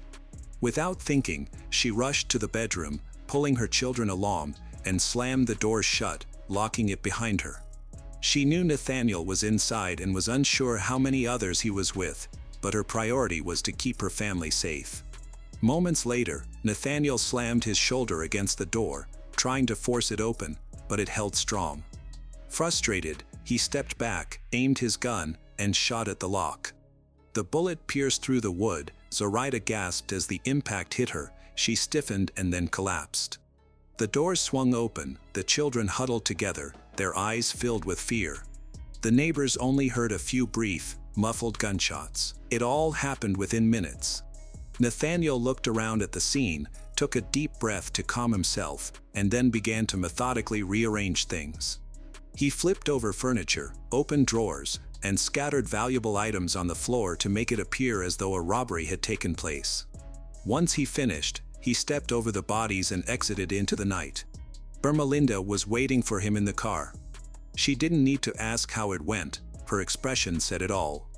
They drove away silently, leaving the chaos behind. The sounds had awakened the neighborhood, and after a few minutes, someone finally summoned the courage to call 911. Soon after, sirens filled the street. Officers arrived to find shattered glass, a broken door, and clear signs of a break-in. Inside, the bodies revealed a much darker story than just a failed robbery. Nathaniel had made serious mistakes, careless ones. Nothing of value had been stolen. The disarray of his possessions seemed like a feeble attempt to mislead. It was evident that this incident wasn't simply about theft, it was premeditated and targeted. By morning, detectives were connecting the crime to Nathaniel Huey, the only person with a motive. At Zoraida's workplace, everyone knew about their affair. It hadn't been a secret. As detectives continued to investigate, things looked increasingly bad for Nathaniel. His history was filled with crimes, assaults, suspicious dealings, and a collection of weapons. As the police gathered evidence, Ermelinda maintained her facade. She kept messaging Nathaniel, using the false identity she had created. She assured him that everything was under control, claiming the mafia was protecting him and that as long as he followed their instructions, he'd be safe. He trusted her, but the investigation was progressing more quickly than Ermelinda anticipated. They scrutinized Nathaniel's recent activities, analyzing every call, email, and text message. One thing stood out: in recent months, he had received a flood of anonymous threats, warnings of danger, and claims that he was being hunted. However, all those messages had originated from newly created accounts. If this were truly a mafia operation, why was the evidence focusing solely on Nathaniel? The more the detectives uncovered, the clearer it became that the threats were staged, as if someone had been fabricating a false narrative specifically for him. This was the turning point in the investigation. Nathaniel was in a downward spiral. He sensed that the police were closing in on him and started noticing unmarked cars tailing him, along with strangers watching him too closely. He convinced himself that the mafia was still after him, waiting for him to make a mistake. In his desperation, he reached out to the only person he believed he could trust, his mother. He begged her for help, claiming he was being falsely accused of something terrible and needed to go into hiding. However, she refused to help him. With nowhere else to turn, Nathaniel managed to stay hidden for a few days, but eventually, security cameras captured him in a grocery store. A manhunt ensued, with patrol cars flooding the area, but by the time the officers arrived, Nathaniel and Ermelinda had already made it onto the highway. The chase began. Police followed with sirens blaring for miles, but Nathaniel had no plans to stop. He gripped the steering wheel tightly, accelerating and weaving through traffic in a frantic attempt to flee. Ermelinda had carefully planned every detail leading up to this moment, and now she was watching her plan unfold perfectly. Ahead of them, traffic became congested. Nathaniel attempted to navigate around a truck, but he lost his grip, causing the tire to screech against the road. The car spun out of control, crashing into the guardrail and flipping multiple times before coming to a sudden stop. Officers surrounded the wreck, weapons drawn. Nathaniel slumped in the driver's seat, a gun in his hand, while Ermelinda sat motionless beside him. In those final moments, he had turned the gun on her and then himself. Investigators sifted through the wreckage, trying to understand what had transpired inside the car. Did he realize what was happening? The investigation didn't stop there. Detectives focused on Ermelinda's devices. Hidden within her files were hundreds of messages, chat logs, and notes detailing her manipulation of Nathaniel, dozens of fake accounts that she had carefully created and controlled. She had constructed this elaborate scheme. She understood how to break a person's will and instill fear so deeply that they would do anything to escape it. And it had worked. Nathaniel had never been in danger. There was no mafia. The true enemy had been sitting right beside him all along. In the end, the case was closed, but one question lingered. Did Nathaniel understand the situation before he took action? Ermelinda's calculated plan, fueled by wounded pride and a desire for revenge, transformed Nathaniel from an unfaithful partner into a paranoid pawn who unwittingly executed her deadly scheme. The Romeoville murders, disguised as a robbery, revealed the devastating consequences of unchecked emotions and hidden motives. As the investigation uncovered Ermelinda's intricate web of lies, it left one lingering question unanswered. Did Nathaniel ever glimpse the truth behind his actions, or did he remain trapped in her illusions until the end? A year spent in the open air can ruin many things, but what if a person's body was in this condition? Was the person an accidental victim of circumstance, or was he brutally murdered? And how can the criminal be found if the detectives only have an incomplete skeleton at their disposal? Yellow House Canyon is a vast natural area of rugged terrain located near the town of Lubbock, Texas, USA. This area used to be Indian territory, but in 1993, it gained a different kind of fame. During that summer, 2 local residents went hunting in the game-rich canyon. However, at the very beginning of their trip, something suspicious caught their attention. They came across a bone, completely devoid of flesh. From several meters away, it did not appear to be part of an animal. As they got closer, they realized it was a human skull and reported it to law enforcement. That same day, forensic experts arrived in the canyon. In addition to the skull, other items were found nearby, scraps of clothing and a woman's shoe. The remains were scattered. To piece everything together and find the missing parts, investigators sifted the soil around the area. This process allowed them to find several more fragments of the body and smaller bones, as well as some strands of hair. Unfortunately, the skeleton was far from complete. It was likely that predatory animals had dragged the bones around the area. Despite the efforts of law enforcement officers, they were unable to recover all the parts. All of this evidence was taken to the lab for examination. The scant fragments of human remains, according to the forensic expert, had been exposed to the elements for at least a year. To obtain more information, the assistance of a forensic anthropologist was needed. Among the remains, the lower part of the spine, the sacrum, was found. This discovery allowed the experts to determine that the remains belonged to a woman.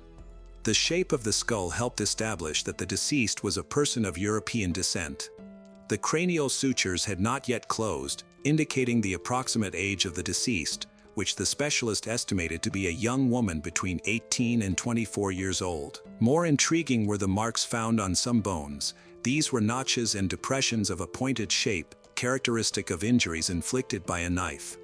The marks suggested that the girl had died as a result of murder. One cut was located in the shoulder blade area, with 6 cuts in the vertebrae region. In total, forensic scientists counted about 12 to 30 separate injuries. There were likely more, but this could only be confirmed after all the bones were found. Thanks to all this data, a diagram of the victim was created, which depicted the skeleton of the deceased with all her injuries noted. According to the forensic expert, the criminal had attacked from behind. Such injuries could not have been inflicted by the victim herself, leaving no room for doubt. The unknown girl was considered a victim of murder. The notches on the bones indicated that the attack had been very brutal, reflecting a furious assault on this young girl. More information was needed to identify who the victim was and to initiate a full investigation. During the time that the remains had been in the canyon, several disappearances had occurred. It became necessary to turn to the public in the hope of obtaining tips regarding the deceased, after which the search for the perpetrator began. A press conference was held, prompting calls to the city police department. Meanwhile, dental records were checked, and data was compared with records of 64 girls who had disappeared across the United States over the past years, but none matched the description. They then decided to enlist forensic expert and artist Karen Taylor, the only one capable of attempting to recreate the face of the deceased from the skull. Such specialists are usually called upon last, as there is a high probability of error and inaccuracy in the resulting image. Many factors can introduce distortion, but there was no alternative. Karen Taylor was contacted because she had developed a unique method known as two-dimensional facial reconstruction. Unlike other methods, which often strayed into the realm of art and the artist's interpretation, this method relied on scientific data. Karen took into account the structural features of each race, making her approach more accurate than others. Using rubber markers, she measured the thickness of the facial tissues by placing them directly on the skull of the deceased. This method ensured a highly accurate reconstruction based on the thickness indicated by the markers. She established starting points for creating the facial image. This detailed process required many hours of concentrated effort. After positioning the markers, she took numerous photographs from various angles and placed translucent paper over the bones to help outline the approximate facial contours. Next, Karen identified common facial features based on her anatomical knowledge, including that the average human eyeball measures about 25 millimeters in diameter. However, there is limited information available for facial reconstruction since soft tissues like the ears and nose completely decompose. The deceased had only a few tiny skin fragments around her nose, so the minimal information relied on the state of her bones. Karen observed a slight asymmetry at the base of the nasal opening, suggesting a possible injury from the victim's past. Fortunately, during a search in the canyon, a lock of hair was discovered, helping the forensic artist identify the exact color. The deceased had fair hair with a yellow-red tint, providing a useful clue. Given the statistics on eye colors associated with this hair type, Karen chose a likely eye color for the victim. After creating a rough sketch, it was quickly released to the media and shared across Texas. Unfortunately, there was a significant margin of error, so they depended heavily on the artist's skill. Investigators hoped that Karen's depiction would help someone recognize the missing person. A year had passed since the girl went missing, and details about her disappearance might have faded from people's memories. She wasn't listed as missing, possibly because she had no family or friends to report her absence. It would be an understatement to say there was little hope. Now that the police had published a photo of the supposed victim, they could only wait and hope for a positive outcome. A few days went by, and it was an ordinary morning for Beverly Tillery. While browsing through the newspaper before heading to work, she came across a photo of an unknown young woman whose remains had been discovered in Yellowhouse Canyon. Beverly noticed that the woman's features closely resembled those of her 17-year-old daughter, Belinda Tillery, who had gone missing over a year ago. Concerned, Beverly reported the similarity to the police. Dental records were checked, confirming that the remains belonged to Belinda. At the time of her disappearance, Belinda had been working as a dancer at a local nightclub run by people involved in organized crime and a biker gang. Beverly had always disapproved of her daughter working at that club, especially since she was only 17.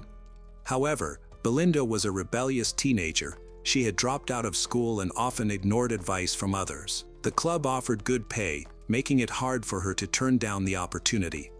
Without an education, she felt she wouldn't be able to earn that kind of money anywhere else.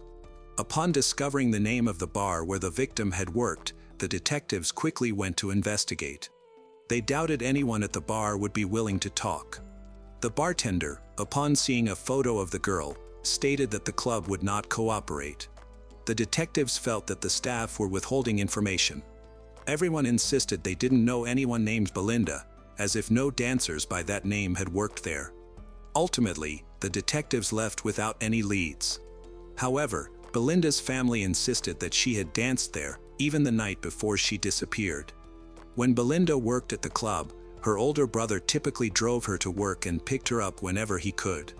On that fateful night, he drove her home after his shift but didn't notice anything unusual. According to him, the last time he spoke with Belinda, she mentioned feeling unwell, so she went to her room to sleep after arriving home. He had consumed a few drinks that evening and swiftly went to bed, passing out and not hearing anything. The next morning, he intended to check on his sister, but he found no one in her room. No one had noticed when she left. The belongings she always took with her were gone. Belinda had departed with her purse, driver's license, and all her essentials. Initially, no one was concerned, assuming she was with friends. However, as time passed and she did not return, the situation became increasingly alarming. Her mother was the most worried. She knew the reason behind her daughter's illness. Belinda had often felt unwell during the previous month, and a few weeks before her disappearance, her family had taken her to the doctor. It turned out that she was pregnant. When they went to the police with a missing persons report, the local authorities reluctantly began the search, but they eventually stopped altogether. It was decided that Belinda had simply run away to start a better life far from her hometown. However, her relatives did not believe this, despite the fact that Belinda had previously disobeyed and led a rather dissolute lifestyle. The news of her pregnancy had changed her significantly. She did not consider having an abortion or running away. Instead, she decided it was time to change her life for the better to become a good mother. The shocking news prompted the young dancer to leave the club, return to school to finish her studies, obtain a certificate, and find a decent job. During this time, Belinda seriously began to discuss further education and a career. She took the matter much more seriously now. She reluctantly talked about who could be the child's father. However, according to her mother, it could only be one person, Troy Armstrong, who always seemed suspicious to her. Her relatives did not approve of her communicating with him. His mother was especially against it, particularly because he was a member of the same gang that owned the club. Additionally, Troy was 10 years older than Belinda, yet he still couldn't seem to settle down. Beverly knew that he was notorious for numerous petty crimes, which resulted in him frequently ending up in prison for short stints. During the intervals between his criminal activities, he lived with friends or in his car. Troy struggled with banned substance addiction and was known for his quick temper. Beverly was convinced that he was capable of much more violent acts than robbery and fighting. From the very beginning, the Tillery family did not like him very much, but Beverly did not want to ruin her relationship with Belinda by criticizing him. She simply accepted her daughter's choice and hoped that Belinda would come to her senses. No one suspected that things could escalate to the point of pregnancy. Beverly believed that this young man could never become a normal father for the child, and he would likely be opposed to the pregnancy. There was no one to suspect of the murder except Troy. As soon as the detectives learned about him, they planned to raid his home. But tracking him down was not easy. Troy was essentially homeless, living wherever he could, though many people knew about him. Thanks to local residents, it was discovered that Troy had not lived in the city for at least several months. As far as his friends knew, the main suspect had headed toward Roswell, New Mexico. The search for him there took 2 whole days, but it was unsuccessful. However, during this time, the police managed to contact his former lover. She turned out to be Angela Allen. She herself had not seen Troy or Belinda for quite some time. Angela reluctantly cooperated with the investigation, describing her relationship with Troy as toxic. She truly loved him, and he claimed to feel the same, but the longer they were together, the more violent and unstable he became. It escalated to the point where he physically abused her on several occasions. Angela was well aware of Belinda's situation, which seemed quite suspicious. She first learned about Belinda when a stranger called her boyfriend, "She is Belinda." Belinda could not get through, but left a message on the answering machine stating she was pregnant and that Troy wanted to talk about it. Shortly before Troy and Angela had disappeared, they had run into Belinda at a local bar where she worked. Troy insisted that Belinda should have an abortion, as he was not prepared to be a father. This led to a serious conflict between them. According to Angela, Belinda refused to terminate her pregnancy, stating that she was determined to raise the child on her own without outside help. She didn't care who the father was or how he would treat the child. This infuriated Troy, but he managed to restrain himself and did not start a fight. After these events, Angela decided to take advantage of the situation and end her relationship with him. Despite their breakup, she still maintained some of her ex-boyfriend's belongings, thinking that he might return for them. She feared that throwing them away might anger Troy. Eventually, she turned everything over to the police. Among these items was a large knife. When this bladed weapon was handed over to the forensic experts who were working with the remains, there was an immediate assumption that it could have been the murder weapon. The appropriate analyses were carried out, but the results were disappointing. The knife could have been the murder weapon, but the tests were highly inaccurate.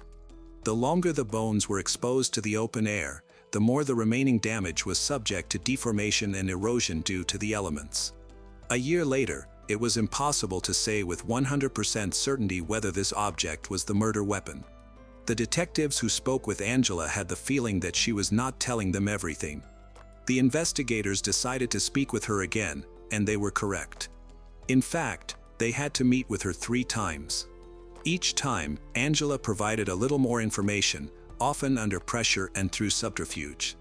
During the 3rd meeting, she explained why she was being evasive. She simply feared for her life and insisted that cooperating with the police could anger Troy, leading him to seek revenge.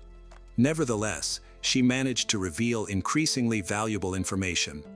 The main suspect, Troy, was still missing, and the detectives were desperate for leads. Angela mentioned that she had kept in touch with him after their breakup, and that shortly before Belinda disappeared, she had met him again.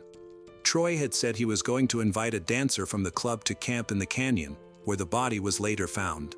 On his way back from the canyon, he stopped by Angela's to pick up some things. She immediately noticed that he was acting suspiciously. There was blood on his hands and a fairly large wound. When asked about it, he claimed that he accidentally cut himself while camping. However, Angela no longer believed him. She asked several leading questions, but Troy avoided direct answers. Despite this, it became obvious that something alarming had happened. Shortly after, Belinda really did disappear. Yet, Angela still could not believe that Belinda had become a murder victim. Based on the description, it seemed Troy had killed her with a knife. As often happens, the attacker himself had been injured. When the detectives finally informed Angela that Belinda's body had been found in that very canyon, she had no doubts. Troy had killed the pregnant woman that night after all. Angela was horrified to realize what a dangerous man she had gotten involved with in the past. Even worse was the fact that the killer was still at large, and no one knew where to find him. Sufficient circumstantial evidence had accumulated against him, leading the police to issue an arrest warrant for 27-year-old Troy Armstrong. Angela was interviewed again, hoping she hadn't left out any crucial information that could help find the suspect. But now, she insisted that she had told the police everything she knew. She had no idea where her ex-boyfriend was, but she mentioned his best friend, who worked for a transportation company in California. Angela offered to help by having them talk to this man. The detectives believed her, as it was evident that she wanted the criminal to be apprehended quickly. She said she could not feel safe as long as he was free, especially considering that it was thanks to her that the police had received a substantial amount of circumstantial evidence. After this visit, detectives contacted the transportation company where Troy's friend worked. Fortunately, the management was aware of his whereabouts.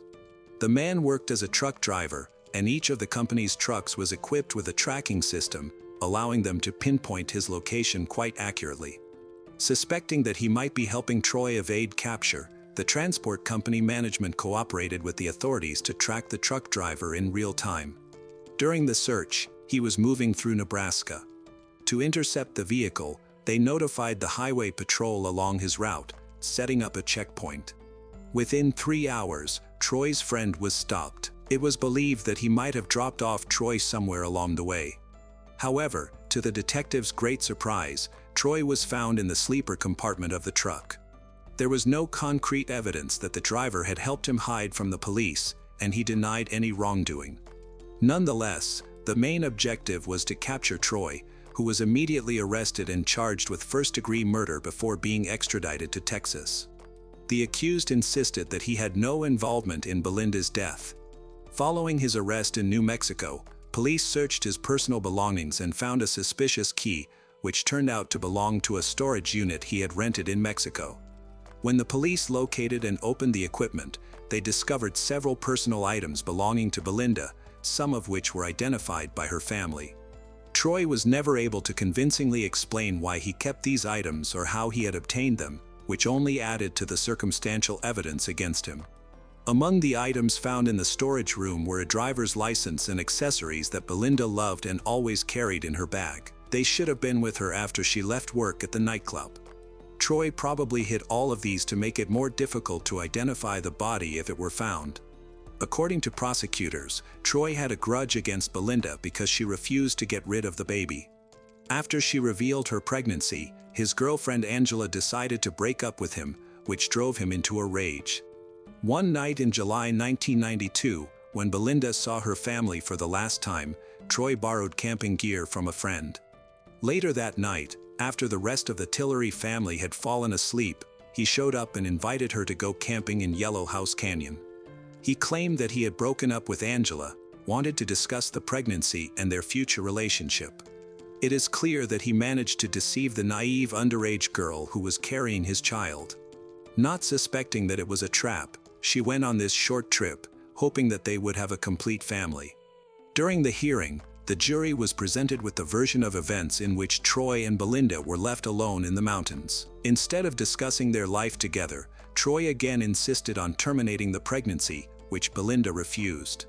They quarreled. In a fit of rage, he took a knife and attacked her. She tried to escape but was stabbed more than 10 times in the back, after which she fell to the ground. Belinda was likely still alive when Troy left her to die from blood loss. Upon learning that her ex-boyfriend had finally been arrested and would face punishment, Angela agreed to testify against him in court. Her testimony proved to be pivotal. Angela became bolder and confessed that during their next meeting, Troy admitted to stabbing Belinda in the mountains and leaving her there. Angela had remained silent until then because she feared that if she reported it to the police, she would become his next victim. As she did not know the approximate location of the body, Angela was afraid the authorities wouldn't find it before Troy could take revenge. The trial lasted 4 days, after which the jury took only 2 hours to find Troy Armstrong guilty of first-degree murder. The jury believed that he deserved a much harsher sentence than was legally permissible. In fact, his actions had essentially sentenced 2 individuals, a woman and her unborn child. Unfortunately, at that time, the state did not have a law making the murder of a fetus a crime. The judge decided to sentence the criminal to life imprisonment without the possibility of parole. In December 1996, he was incarcerated. In 1997, his lawyer filed an appeal, but it was rejected by the court. Troy Armstrong was reportedly serving his sentence at the Gatesville Correctional Facility in Texas. During this time, the law changed, offering him a chance at release. In 2021, he became eligible for parole. However, the commission decided to keep him behind bars, where he remains to this day. Great wealth often brings serious and unexpected problems. It can attract hidden enemies, jealous observers, and people who wish you ill, along with those who pretend to be friends merely to benefit from your fortune. The most dangerous threat, however, can arise from someone close to you, someone you would least expect to cause harm. In the fall of 2003, the brutal murder of successful entrepreneur Janie Ballard shocked the small, close-knit town of Little Rock, Arkansas. The well-respected 58-year-old woman was found dead in her home, leaving the community in disbelief and horror. Janie had been violently attacked, suggesting the perpetrator had personal motives. At first, no one could fathom who could commit such a cruel act. Janie Lee Connor Ballard was born on August 11, 1945, in Bald Knob, White County, Arkansas. She was the youngest of 3 children of Renard Connor and Barbara, growing up with her 2 older brothers, Neil and Danny. The Connor family was modest but respected, with parents who worked hard to give their children a good education and opportunities for success. From a young age, Janie was independent, ambitious, and determined to create a successful life for herself. Despite her strong drive, she was also known for her kindness, friendly nature. Janie received a solid education, starting at a prestigious college and later attending a state university. A few years after graduating, she met Lester Kenneth Ballard, who was 11 years older than her. Despite the age gap, they formed a strong romantic bond and got married in 1973. 2 years later, they welcomed their first child, a son named Davy Tyrone, and 4 years after that, they had a daughter named Leslie Jane. The Ballard family was often viewed as successful and happy. Janie and Lester had a deep love for each other, raised their children together, and built a successful printing business called Shepherd's Printing Incorporated. They moved to the peaceful town of Little Rock, where they also established an engineering and architectural firm. The Ballards became one of the most prominent and respected families in the area, successful, wealthy, they seemingly free from difficulties. In 1994, the Ballards faced a tragic event when their oldest son, Davy, who was a student at a prestigious university, was diagnosed with a severe form of cancer. Despite receiving top-tier treatments at renowned clinics, Davy sadly passed away a year later. At that time, Leslie, the Ballards' younger child, was still in school. Davy's death left her devastated and plunged the family into deep grief. In response, Janie and Lester focused all their love, attention on Leslie, trying to comfort her, protect her from more pain. Leslie thrived academically, was well-behaved, and posed no problems. She had a strong bond with her mother and father. After finishing high school, Leslie decided to study printing technology and editing to prepare herself to contribute to her family's business, eventually take it over. Her parents were thrilled. Their only child was not only interested in the company they had built but also displayed a strong talent for the work and had a clear vision for its future. After graduating from college, Leslie took on a leadership role at her parents' company. People who knew her described her as intelligent, responsible, and ambitious. Neighbors often commented on the close and loving bond she shared with her parents, frequently noting how inseparable she was from her mother, Janie. By the early 2000s, everything changed dramatically. Leslie began dating a man, Mike McCool, her parents didn't approve of, but despite their disapproval, she went ahead and married him. From the beginning, tensions existed between the Ballards and their new son-in-law, leading Leslie to slowly distance herself from her parents. The gap between them grew so wide that Leslie didn't even attend her father's funeral when he unexpectedly died of a heart attack in August 2003 at the age of 69. It was later revealed that Janie, her mother, hadn't told Leslie about Lester's death. No one could understand how their once close relationship had fallen apart. The two who had been so close now felt like strangers. On September 13, 2003, when a friend discovered Janie's body inside her Little Rock home, law enforcement arrived quickly at the Ballard home, sending several patrol units to investigate. The living room was horrific, with blood splattered on the floor, walls, furniture, curtains, and ceiling. Janie's body showed clear signs of a brutal attack. She had been repeatedly stabbed with a large knife, and the assailant continued the attack even after she was dead. The house was somewhat disorganized, a jewelry box was broken, several valuable items were missing, and a small amount of cash had been taken from a damaged safe. At first, it appeared to be a burglary that went wrong, possibly involving a confrontation between the homeowner and an intruder caught in the act. A closer look revealed a much darker truth. Defensive wounds on Janie's hands indicated she fought fiercely for her life, but the attack was overwhelmingly one-sided. According to the medical examiner's report, Janie had suffered severe and widespread injuries in self-defense. She had fought hard to survive. When she was found, she had one hand covering her face. The official cause of death was severe blood loss from more than 70 stab wounds. The most shocking detail was a deep cut across her throat, inflicted with alarming precision. From the beginning, seasoned investigators were skeptical of the burglary story. The damage to the safe appeared staged, as if someone had attempted to make it look like it was forced open, even though the person who accessed it clearly knew the combination. Additionally, the brutality of the attack suggested a personal motive. It was not a random act of violence, but rather calculated and emotional. The assailant didn't just commit a crime, they did so with extreme rage, leaving Janie no chance to escape. Her friend acknowledged that he and Janie were more than just friends, they communicated frequently. When he couldn't reach her all day on September 12th, he became worried. By the next morning, he decided to go to her house to check on her. He entered through the garage door and noticed that a key was still in the lock. The initial theory was that Janie had come home, unlocked the door, and left the key there. After hearing a noise inside, she might have rushed in to investigate and confronted an intruder, which could have led to a struggle that ended tragically. He was taken to the police station for questioning. He seemed upset and overwhelmed with grief but was completely cooperative during the investigation. He gave a thorough explanation of what he knew and provided an alibi for the time of the crime. After confirming his statements, the investigators cleared him as a suspect and let him go. Although Janie's friend was not connected to the crime, he offered important information, recommending that further investigation be conducted on Janie's daughter and son-in-law. 2 of Janie's neighbors reported seeing her on September 12th. One neighbor from across the street mentioned that Janie returned home around noon. Detectives aimed to find Janie's daughter, Leslie, to inform her about her mother's death and to ask her and her husband, Mike McCool, if they knew anything related to the case. They quickly tracked down the McCool home address, but found no one there. Neighbors were unsure of their whereabouts. Some neighbors described Leslie and Mike as rude and arrogant, which was quite different from how Leslie's family and friends had always portrayed her.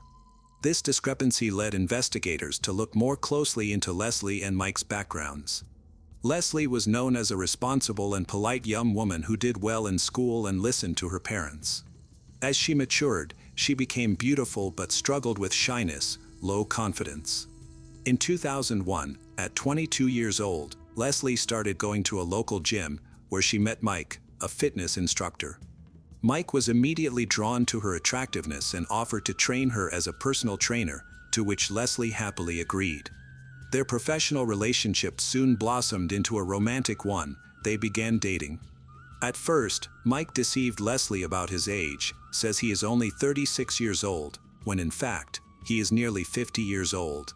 Mike grew up in a wealthy family where he was pampered from a young age. People described him as arrogant, spoiled, and unreliable.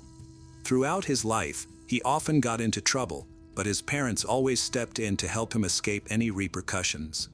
This kind of upbringing gave him a feeling of being above the law. At the age of 18, Mike, while drunk, got into a fight with a friend and hit him multiple times in the head. The friend lost consciousness and eventually died from his injuries. Mike was charged with aggravated assault leading to death and faced a long prison sentence. However, his father intervened and used his influence to prevent Mike from going to prison. Instead, he arranged for Mike to join the Marine Corps on a contract. After serving 5 years, Mike returned to Little Rock, got married, and had 2 children, but the marriage soon ended in divorce. He struggled to maintain lasting relationships because of his unpredictable temper, controlling nature, and frequent angry outbursts. His ex-partners later accused him of being cruel, both emotionally and physically. Despite this, his attractive physique and charisma helped him secure a job as a personal trainer at a popular gym, where he quickly gained clients. This job also allowed him to meet many women, often resulting in brief romantic encounters. Leslie's first serious love was Mike. She was completely captivated by him. Recognizing her strong feelings, Mike began to manipulate her, treating her as if she were his property. He insisted that Leslie dye her hair blonde, get breast implants, wear more revealing clothes, and always apply bold makeup. Leslie's parents noticed the drastic changes in her, so they became very worried. They strongly disapproved of her relationship with Mike and urged her to end it. Despite their concerns, Leslie not only refused to break up with Mike but secretly married him just a few months into their relationship. This choice created a significant divide between her and her parents, leading to almost no communication with them, although she still worked at the family business. Janie and Lester openly expressed their disapproval of their daughter's choice to be with Mike, insisting that he was not part of their family. They believed he was taking advantage of Leslie and was primarily interested in their wealth, family business. In response, the Ballads amended their will to include a stipulation Leslie would have to divorce Mike and cut all connections with him in order to inherit anything. When Leslie found out about these will changes, she confronted her parents again, firmly stating that she would never leave her husband because she loved him. Leslie's absence at Lester's funeral, following his unexpected death, raised questions. Despite the known family tensions, it was surprising that she didn't attend to honor her father. On September 15th, just 2 days after Janie's body was found, police visited Leslie's home again. She and Mike were present, having arrived in a car that her parents had given her. They seemed genuinely shocked by the officers' arrival. When they learned about Janie's death, Leslie had a strong emotional reaction, screaming and crying as if she might faint. However, experienced detectives observed that her response appeared overly dramatic and almost rehearsed. Leslie quickly composed herself and agreed to go with the officers to the station for questioning. Once they arrived, her demeanor changed completely. She seemed calm and aloof. She informed the investigators that she and her husband had been away for 4 days visiting Mike's parents in Hot Springs. Leslie stated that she had never had significant conflicts with her parents, noting that although they were initially against Mike, they eventually accepted her decision to marry him. When asked about the updated will, which removed her and Mike's rights to the family business and estate, she paused before answering. She mentioned that it didn't matter much to her because she and her husband were financially secure and could take care of themselves. However, when the discussion turned to her father's death, Leslie's mood changed. She explained that she missed the funeral because she wasn't informed, implying that her mother decided not to tell her. Leslie then pointed out her mother's new partner, suggesting that he entered Janie's life suspiciously soon after Lester's death. Leslie discovered her father's death in mid-August, after he had already been buried. Shocked and hurt, she rushed to her family home to ask her mother why she had not been informed. Upon arrival, Leslie was surprised to see a man sitting in her father's chair, dressed in a robe and sipping tea. Her mother had thrown away some of his possessions. Leslie grew suspicious of Janie's partner, suspecting he had hidden motives and might even be connected to Janie's death, not realizing that Janie's partner, who was the person who discovered the body who had been questioned earlier, had already been cleared as a suspect. The detectives felt she was not being completely honest and suspected she was concealing information. Leslie and Mike were interviewed separately in different interrogation rooms. At first, their stories matched.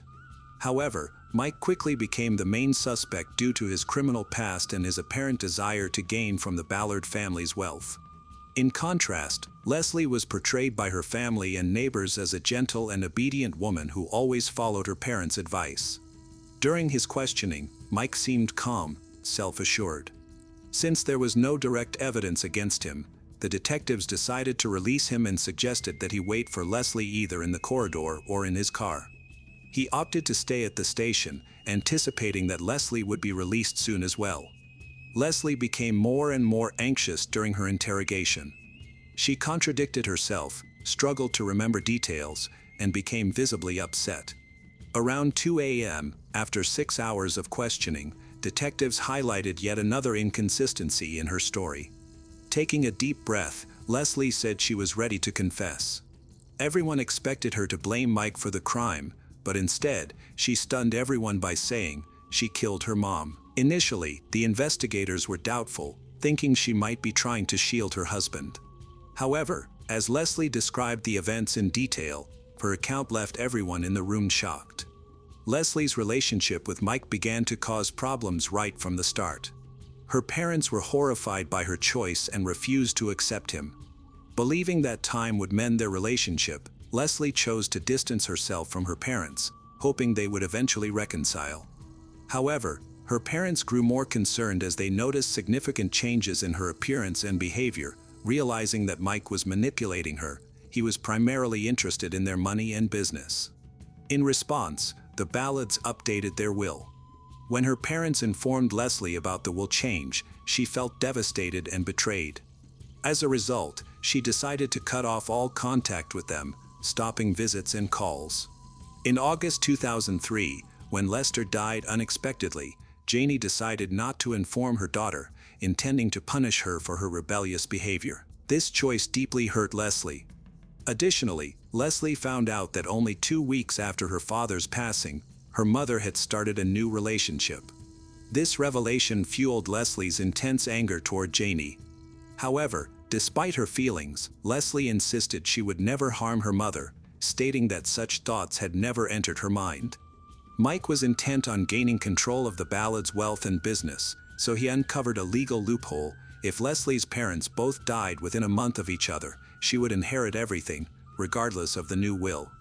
With only a few days left in this crucial period, Mike began pressuring Leslie to take action, threatening severe consequences if she didn't comply. He warned her that if she refused to get rid of Janie, he would do it himself and then focus his anger on her. Mike carefully planned the crime, including wearing a mask to hide the attacker's identity and ensuring a quick escape. He showed her which parts of Janie's body to target. He also staged a fake robbery to make the crime seem believable, arguing that a burglary at the wealthy Ballard home would appear entirely credible. On the day of the crime, Leslie wore all black, put on gloves and a mask, and took a large knife from Mike. She drove to her mother's house, waited in the garage for Janie to come home. As soon as Janie arrived and started unlocking the door, Leslie attacked her, pushing her into the house before she could take the key out.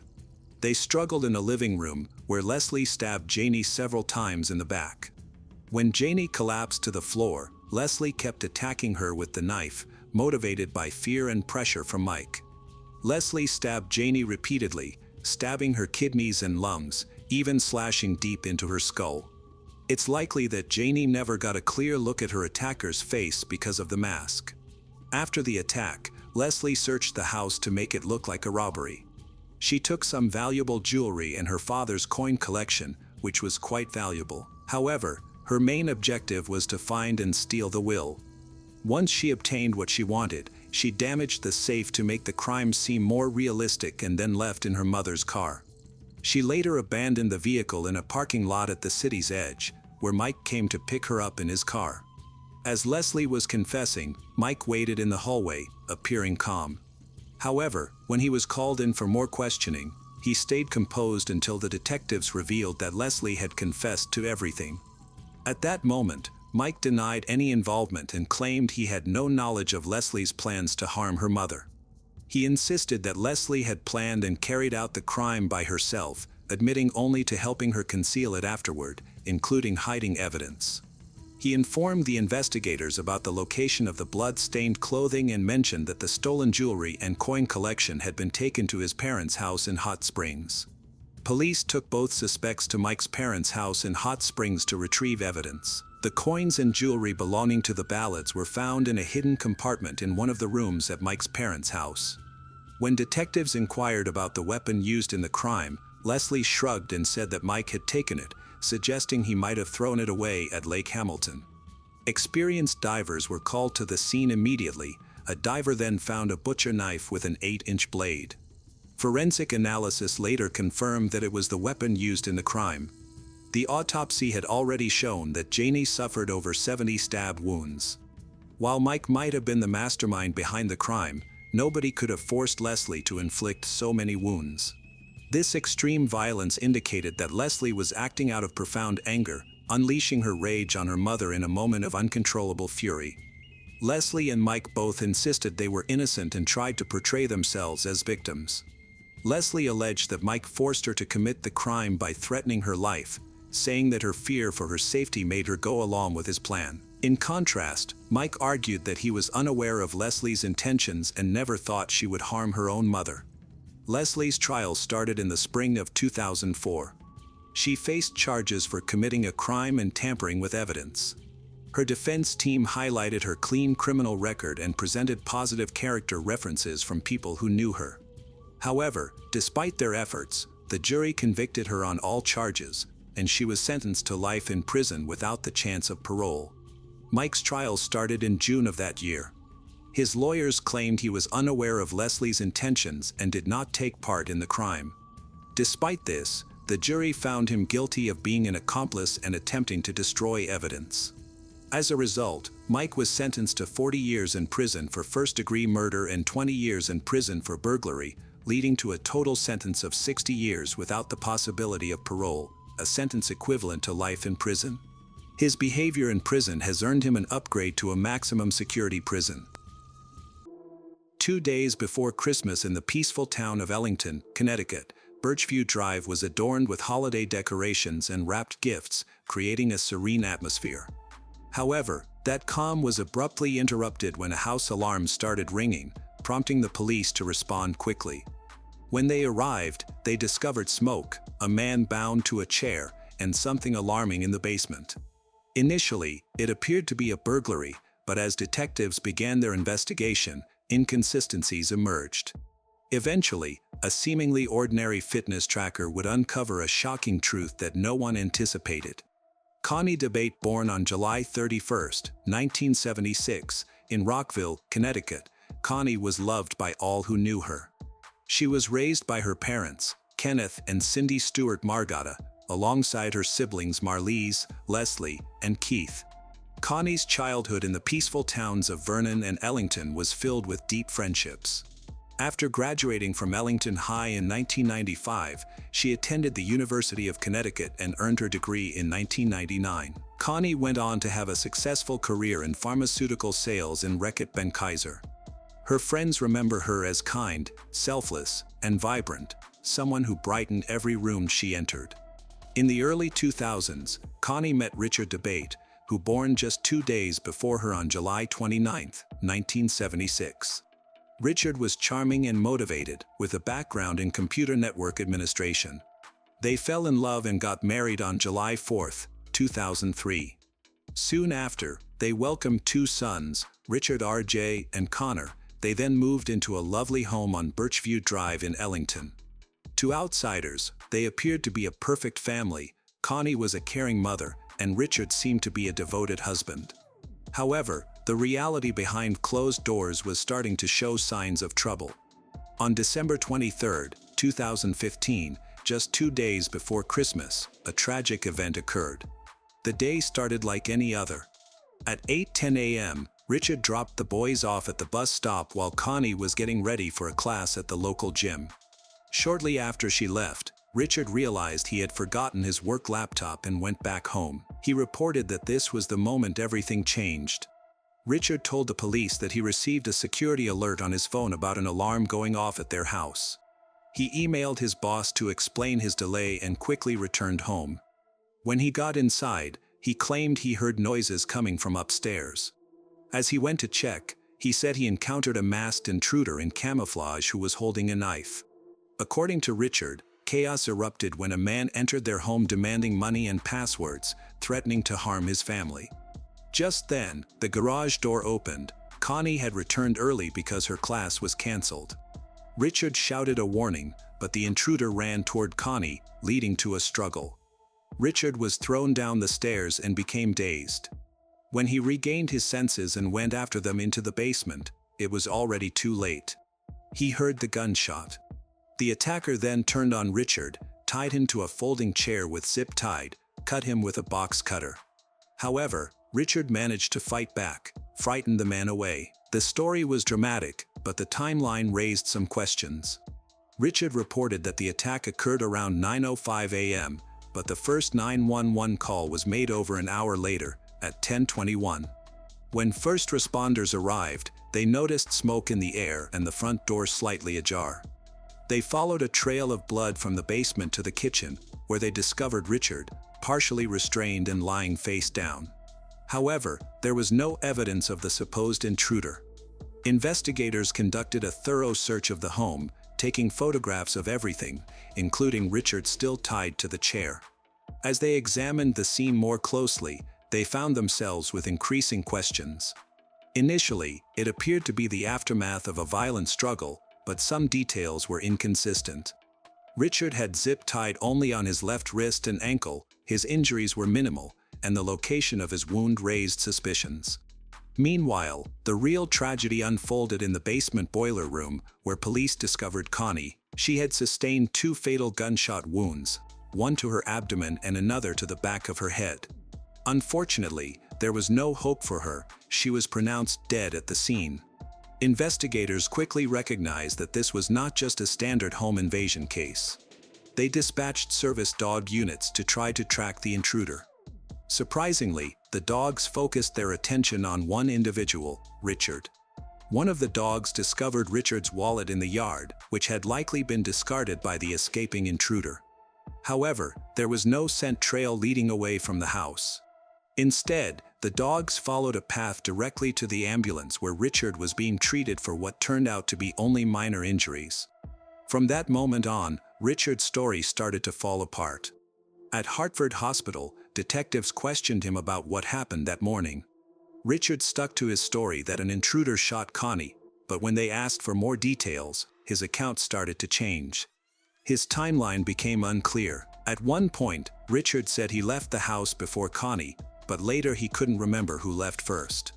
He also altered his description of returning home. Initially, he claimed he heard no sounds upstairs, but then he said he went upstairs after seeing a bedroom light and found a man going through a closet. There were several inconsistencies in Richard's account. Initially, he stated that he was pushed down the stairs, but later changed his story to say he fell. He described a struggle between Connie and the intruder over a gun, claiming the intruder overpowered her and shot her.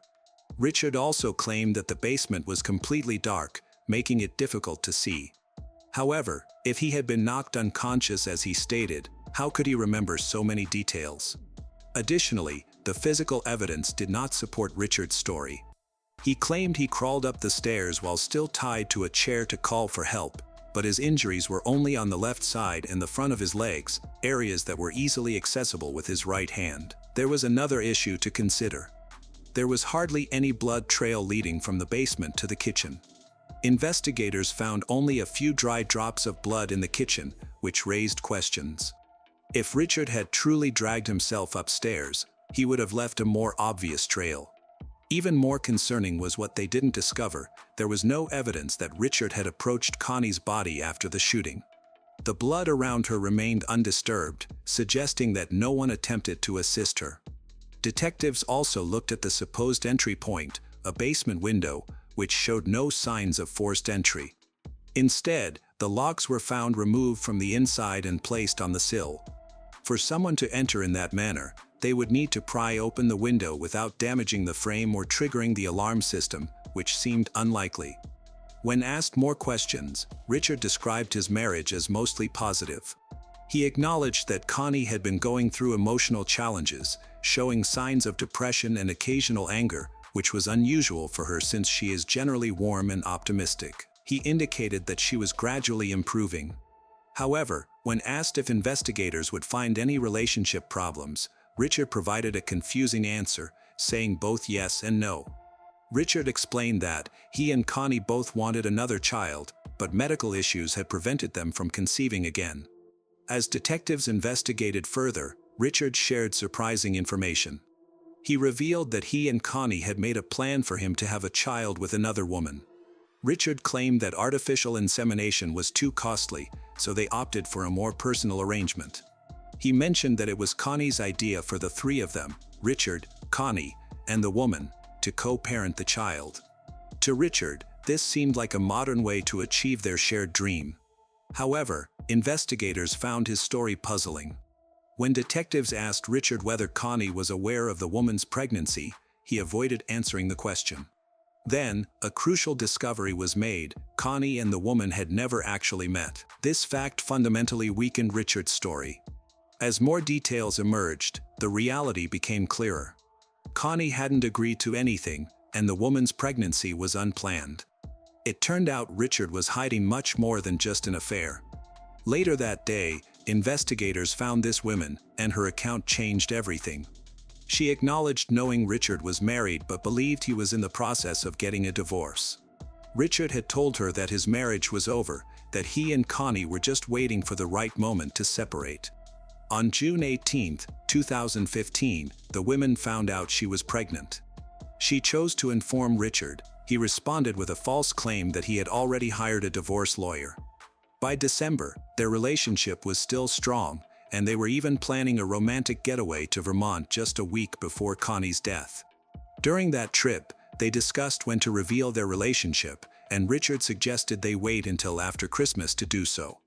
When the investigation focused on those close to Connie, a different story emerged. Her friends, the ones she usually confided in, had no idea about Richard's lover, the child, or the alleged agreement Richard claimed they had made. They insisted that if Connie had known about these things, she would have shared that information with them, as she always did. Richard privately shared his feelings with close friends, revealing that he loved his lover but was worried about losing Connie. However, the love triangle he was trying to keep hidden was on the verge of being exposed.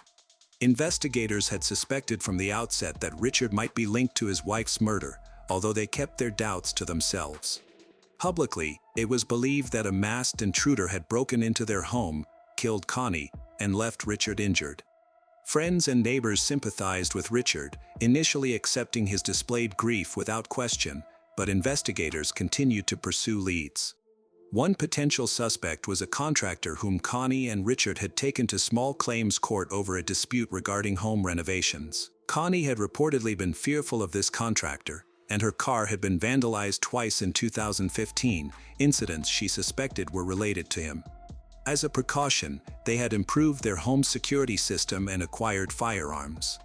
Throughout the investigation, the contractor's name frequently surfaced in interviews as a significant lead, but it soon became clear that he had a strong alibi for the day of the murder and did not match the description of the masked figure Richard provided.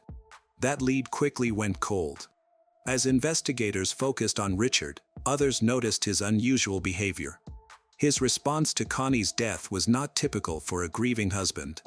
He seemed off, his account of events kept changing, and his expressions of sorrow seemed insincere. The facade of a perfect family was already broken, and now the reality behind it was starting to emerge, revealing one contradiction and one deception at a time. In the days after Connie's tragic death, Richard's actions puzzled those around him. One of his first posts on a neighborhood forum was a seemingly casual question: "What's the best place for takeout?" This seemed shocking for someone whose wife had just been murdered. However, as investigators looked more closely into the couple's lives, deeper issues emerged.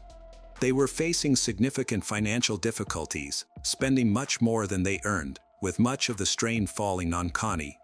She had shared with a friend her thoughts about leaving Richard and had even saved a private note on her phone titled "Reasons I Want to Divorce," where she documented Richard's dishonesty, emotional neglect, inadequate parenting, and selfish behavior.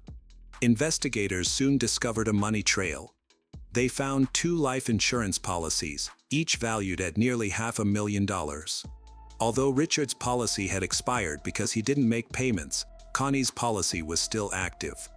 Remarkably, Richard filed a claim just 5 days after her death.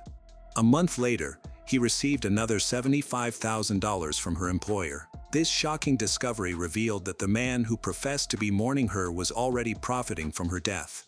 Over the next year, detectives meticulously built Connie's case. They analyzed phone records, financial statements, emails, and security logs. The key breakthrough came from something often overlooked: Connie's Fitbit. The data was incriminating. The fitness tracker indicated she was alive and active long after Richard claimed she had been killed. On December 23rd, she woke up at 7:52 a.m. Her activity paused while she drove to the gym, which was confirmed by surveillance footage. She returned home around 9:20 a.m., and from 9:37 to 9:43, she was inactive, likely resting. After that, her tracker recorded movement, even social media activity from her phone. At 10:05 a.m., her Fitbit showed its last recorded movement, while Richard had stated she died around 9:05. This data clearly proved she was still alive an hour later, and it was the kind of evidence that no alibi could dismiss. On April 14, 2017, police arrested Richard DeBate, charging him with the murder of Connie, tampering with evidence, and making false statements. Although Richard pleaded not guilty, his arrest shocked the community in Ellington. To many, he appeared to be a grieving husband rather than a murderer. Prosecutors put together a 50-page affidavit detailing the case against him, which included his extramarital affair, insurance money, inconsistencies in his story, and the Fitbit data that contradicted his account of events. However, the justice process was slow. The case experienced 2 delays, and it wasn't until April 5, 2022, almost 6.5 years later, that the trial finally commenced. When it did, the courtroom was filled with people, including 600 exhibits and 130 witnesses. Connie's story had gained national attention and was often referred to as the Fitbit murder. The defense aimed to create uncertainty concerning the case. They highlighted the presence of unidentified DNA found in multiple areas of the house, suggesting that another person may have been there. They also pointed out that the amount of gunshot residue on Richard was minimal, arguing that it was too low for someone who had just fired a gun. However, the prosecution firmly countered these claims. They asserted that the DNA evidence did not indicate another suspect but served to divert attention from the main issue. Regarding the gunshot residue, they explained that the test was conducted several hours later, allowing Richard the opportunity to wash his hands, clean up, and potentially tamper with the scene. The prosecution maintained that Richard had a clear motive. He was under pressure, his lover was pregnant, Connie wanted to leave, and Richard's seemingly perfect life was about to unravel. The pressure is mounting. The baby is coming, and the defendant's worst fears are about to be realized. After a 5-week trial, the jury took only 3 hours to reach their verdict. On May 10, 2022, Richard Debate, 46, was found guilty on all charges. During the sentencing, the judge was straightforward. She described the crime as premeditated, heinous, and incomprehensible, sentencing him to 65 years, just 1 year short of the maximum possible sentence. He is currently housed at McDougall Walker Prison in Suffield, Connecticut. For Connie's family, the long ordeal is finally over. The judge took a moment to remember Connie, not just as a victim, but as a vibrant woman, a loving mother, and a devoted friend. With justice now served, Connie's story will always be remembered. Richard maintains his innocence to this day, and his lawyers continue to appeal his conviction. As recently as October 2024, local NBC Connecticut reported that Richard's lawyers argued their client did not receive a fair trial, citing questions posed by the state prosecutor, including inquiries that asked Richard to respond to the testimonies of other witnesses. However, Richard remains behind bars, convicted of murdering his wife to cover up an affair. He is not scheduled for release until 2087, although his lawyers continue to pursue appeals to try to shorten his sentence. No decision has been made regarding Richard's appeal from October 2024, which could potentially review his conviction and sentence. The Connecticut Supreme Court upheld the conviction on March 11, 2025. At 3 a.m., police knocked on the door of a quiet apartment in Houston. Inside, Leon Jacob and Valerie McDaniel thought their troubles were resolved. However, when Valerie opened the door, instead of finding relief, she was met with handcuffs. 2 people were missing, and it was believed they were dead. Now, they at the center of this situation had to confront the reality of what had happened. Unbeknownst to them, everything had been a setup. This story revolves around deception, manipulation, and a plan that spiraled out of control, ultimately leading to a dramatic downfall. Leon Jacob had always dreamed of becoming a doctor and saving lives, but the reality was much darker. His medical career was marked by unfinished residencies, disciplinary actions, and a series of failures. His personal life was equally troubled. Leon married Annie Morrison in 2001. She was ambitious, smart, but their home life was chaotic. They moved to New York to advance their careers, Annie in law and Leon in medicine, but what should have been a time for growth turned into a nightmare. Verbal abuse quickly escalated to physical violence. Leon hid his actions well, bruises were concealed and threats were spoken softly. By the time their second son was born, Annie lived in a constant state of fear. Leon's anger was uncontrollable. He drank heavily, gambled irresponsibly, and manipulated Annie through psychological abuse and terrifying threats. During one violent confrontation, he even pulled a knife on her in front of their child. On another occasion, Leon locked Annie and their baby in a room, telling her that the only way out was in a plastic bag. Annie finally spoke up. With her parents' assistance, she escaped with her children to Chicago. However, Leon did not give up.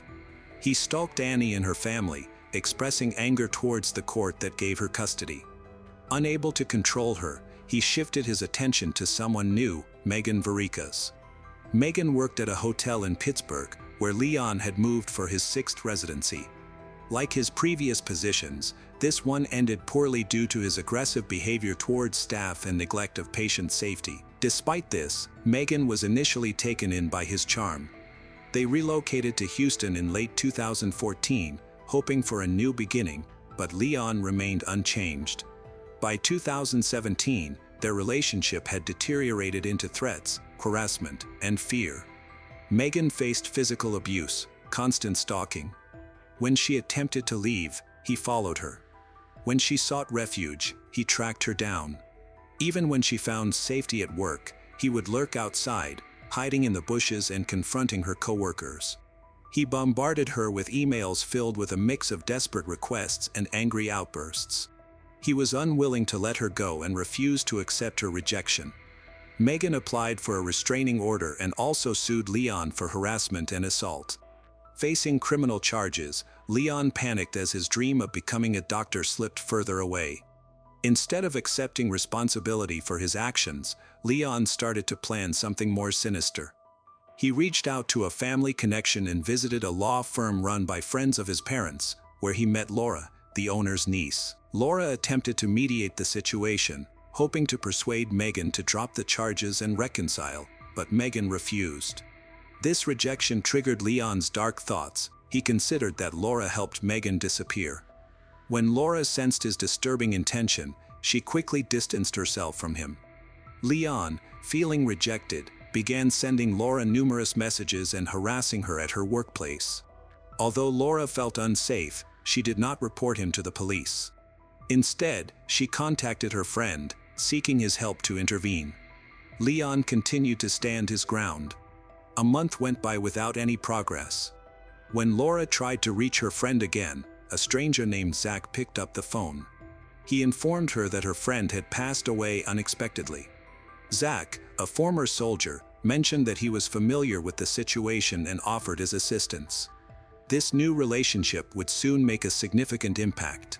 Leon's personal life took an unexpected turn when he started dating Valerie McDaniel, a well-regarded veterinarian from Houston and a neighbor of his mother. Valerie, known for her compassion and passion for animals, had a successful career running the Montrose Veterinary Clinic since 2000. However, her personal life had been marked by deceit. She had previously been happily married to Mac, whom she met in college. In 2008, they adopted a baby girl after facing infertility challenges. Unfortunately, their family life fell apart when a woman unexpectedly contacted Valerie, claiming to be Mac's mistress and revealing years of his infidelity. Despite Mac's pleas for forgiveness, the cheating continued. Valerie eventually filed for divorce in 2014. After a lengthy and expensive legal battle, they finalized the divorce in 2016, which included her buying out Mac's share of the clinic for over $1 million. After becoming single and raising her daughter, Valerie decided to move to an upscale neighborhood in Houston. There, she met Leon, a charming, attractive man who was 8 years younger and worked as a doctor. At 48 years old and seeking stability, Valerie found herself attracted to him, even though she noticed some troubling signs. Not everyone supported their relationship. Friends cautioned her about Leon's arrogance. Her ex-husband Mac grew increasingly worried when he learned that Leon had been arrested for assault, especially since their daughter was now spending time at Valerie's house. This concern led to tension between Valerie and Mac. Valerie had assured Mac that Leon would not be present during their daughter's visits, but she broke that promise. Leon continued to come in Valerie's home, ignoring the warnings and boundaries set by others. As Leon's time to face her lawsuit approaches, he received a call from Zach. Leon saw this as an opportunity. Zach, who described himself as a former soldier, appeared to be the ideal person to help with what Leon considered a solution. Leon wanted Megan out of the way before the trial. If she is unwilling to leave the state on her own, it would be best for her to go back to Pittsburgh. Without hesitation, Leon offered Zach money and gave him a $2,500 down payment during a meeting in early February. However, Zach, whose real name was Modaz Azza, had no intention of harming anyone. Instead, He viewed this as a chance to prevent a potential tragedy and decided to trick Leon. He told Leon that the job was completed, claimed that Megan had been taken and convinced not to testify. Leon wanted to talk to her, but Zach advised against it, insisting she was emotionally unstable. For now, Leon accepted this and waited until Megan arrived at court. When she did, Leon lost his temper, while Zach pretended not to know what was going on. To keep up the act, Zach created a new plan. This one involved pretending to cause a car accident and planting banned substance to damage Megan's reputation before the trial. Leon agreed once more and continued to pay Zach, but the plan didn't succeed. Zach claimed that his team, whom he had supposedly hired, had been arrested. In reality, there was no team and no plan. It was all a deception. By the time Zach vanished, Leon had given him a total of $9,000. During a later court hearing, Zach admitted that he never called the police because he feared they wouldn't believe him. Given his previous theft conviction and a suspended sentence, he worried that his testimony would not be taken seriously, especially against someone like Leon Jacob, who was still a respected doctor. Feeling frustrated and betrayed, Leon looked for help elsewhere. He reached out to a prominent Houston city councilman and bail bondsman, Michael Kubosh, who had previously helped post bail for Zach. However, when Leon rushed into Michael's office demanding Zach's phone number, the discussion quickly changed direction. Leon was forceful and persistent. He accused Zach of disappearing with a large sum of money. Confused, Michael asked for more details. That's when Leon disclosed a shocking fact. He wanted Megan removed from Houston and taken off the witness list for good. Michael felt a surge of panic. He quickly reached out to the police.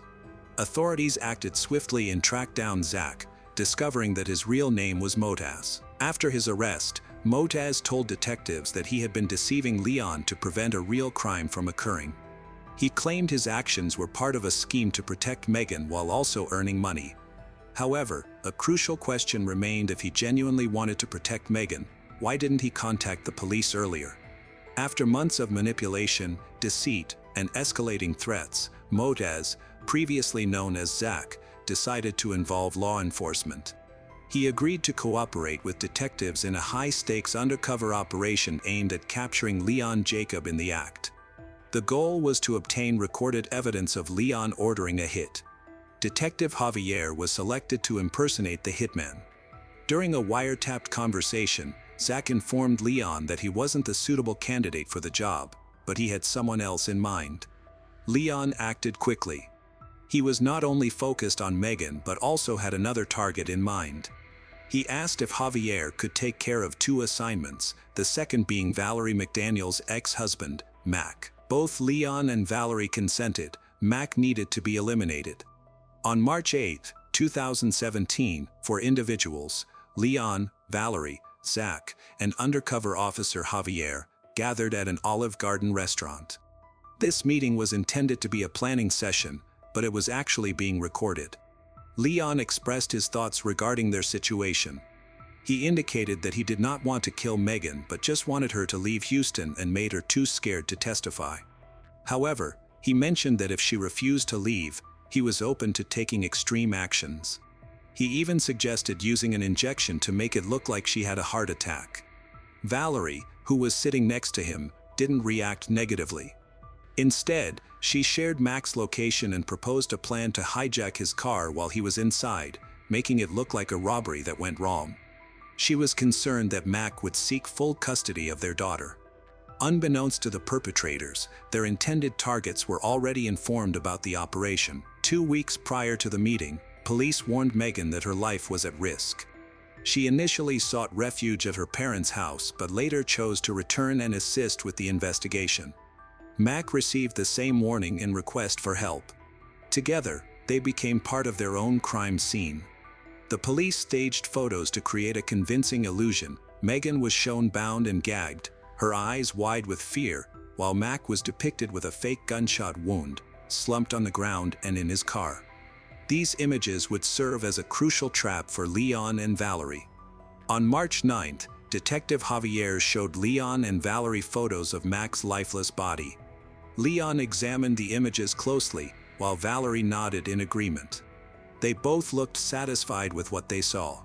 Later that day, Javier presented a second set of images showing Megan, who appeared to be kidnapped and frightened.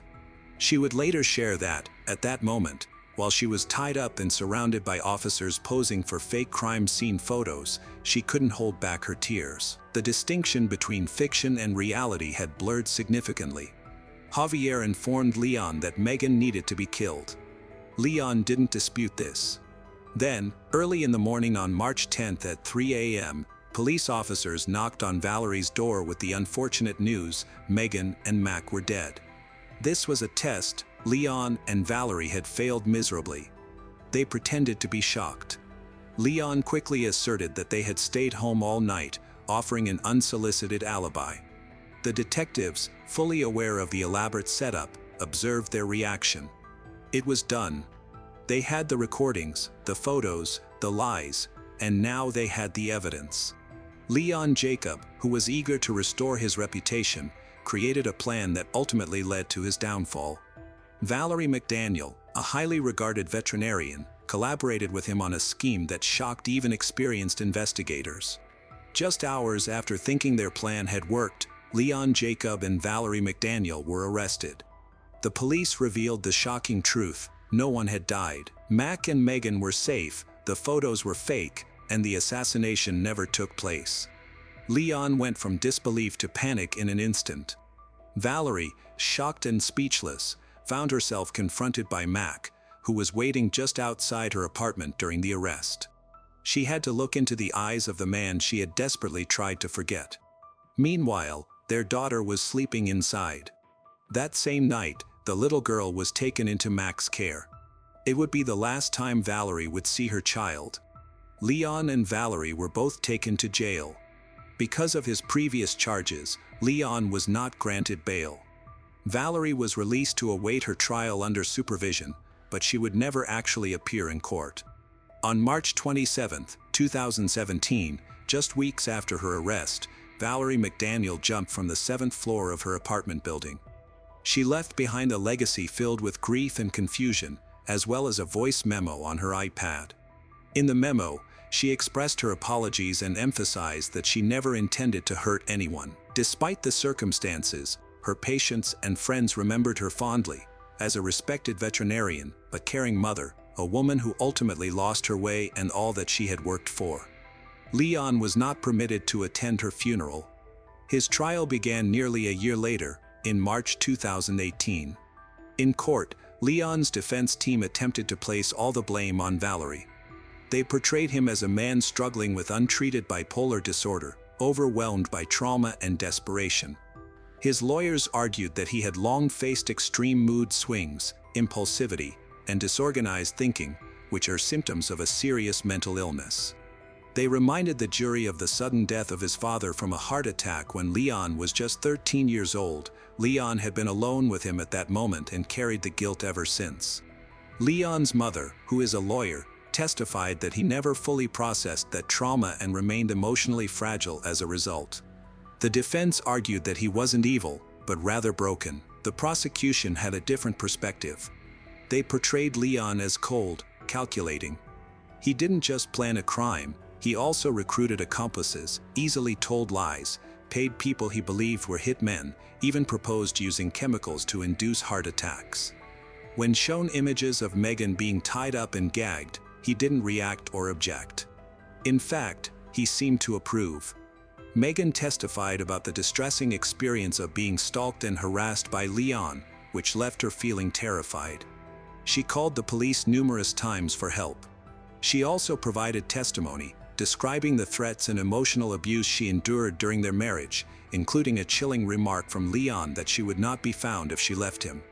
Despite the overwhelming evidence against him, Leon maintained his innocence, claiming he never intended to harm anyone and that the police had coerced him into making him sound guilty. His defense team argued that he only aimed to intimidate Megan and protect his future. However, the jury was not convinced and took just 2 hours to reach their decision. Leon Jacob was found guilty on 2 counts of solicitation of capital murder for his attempts to have Megan and Mac killed. He received a life sentence in prison and was fined $10,000, with the possibility of parole in 2047. As the verdict was revealed, a disturbing detail surfaced. Leon once mentioned to someone that this whole situation would make for an excellent movie. However, this was not a film. The consequences were real and painful. A child lost her mother, a community lost its trust, and 2 lives were nearly destroyed, all to protect a man who believed he could act without consequences. Thankfully, this time the worst outcome was averted just in time.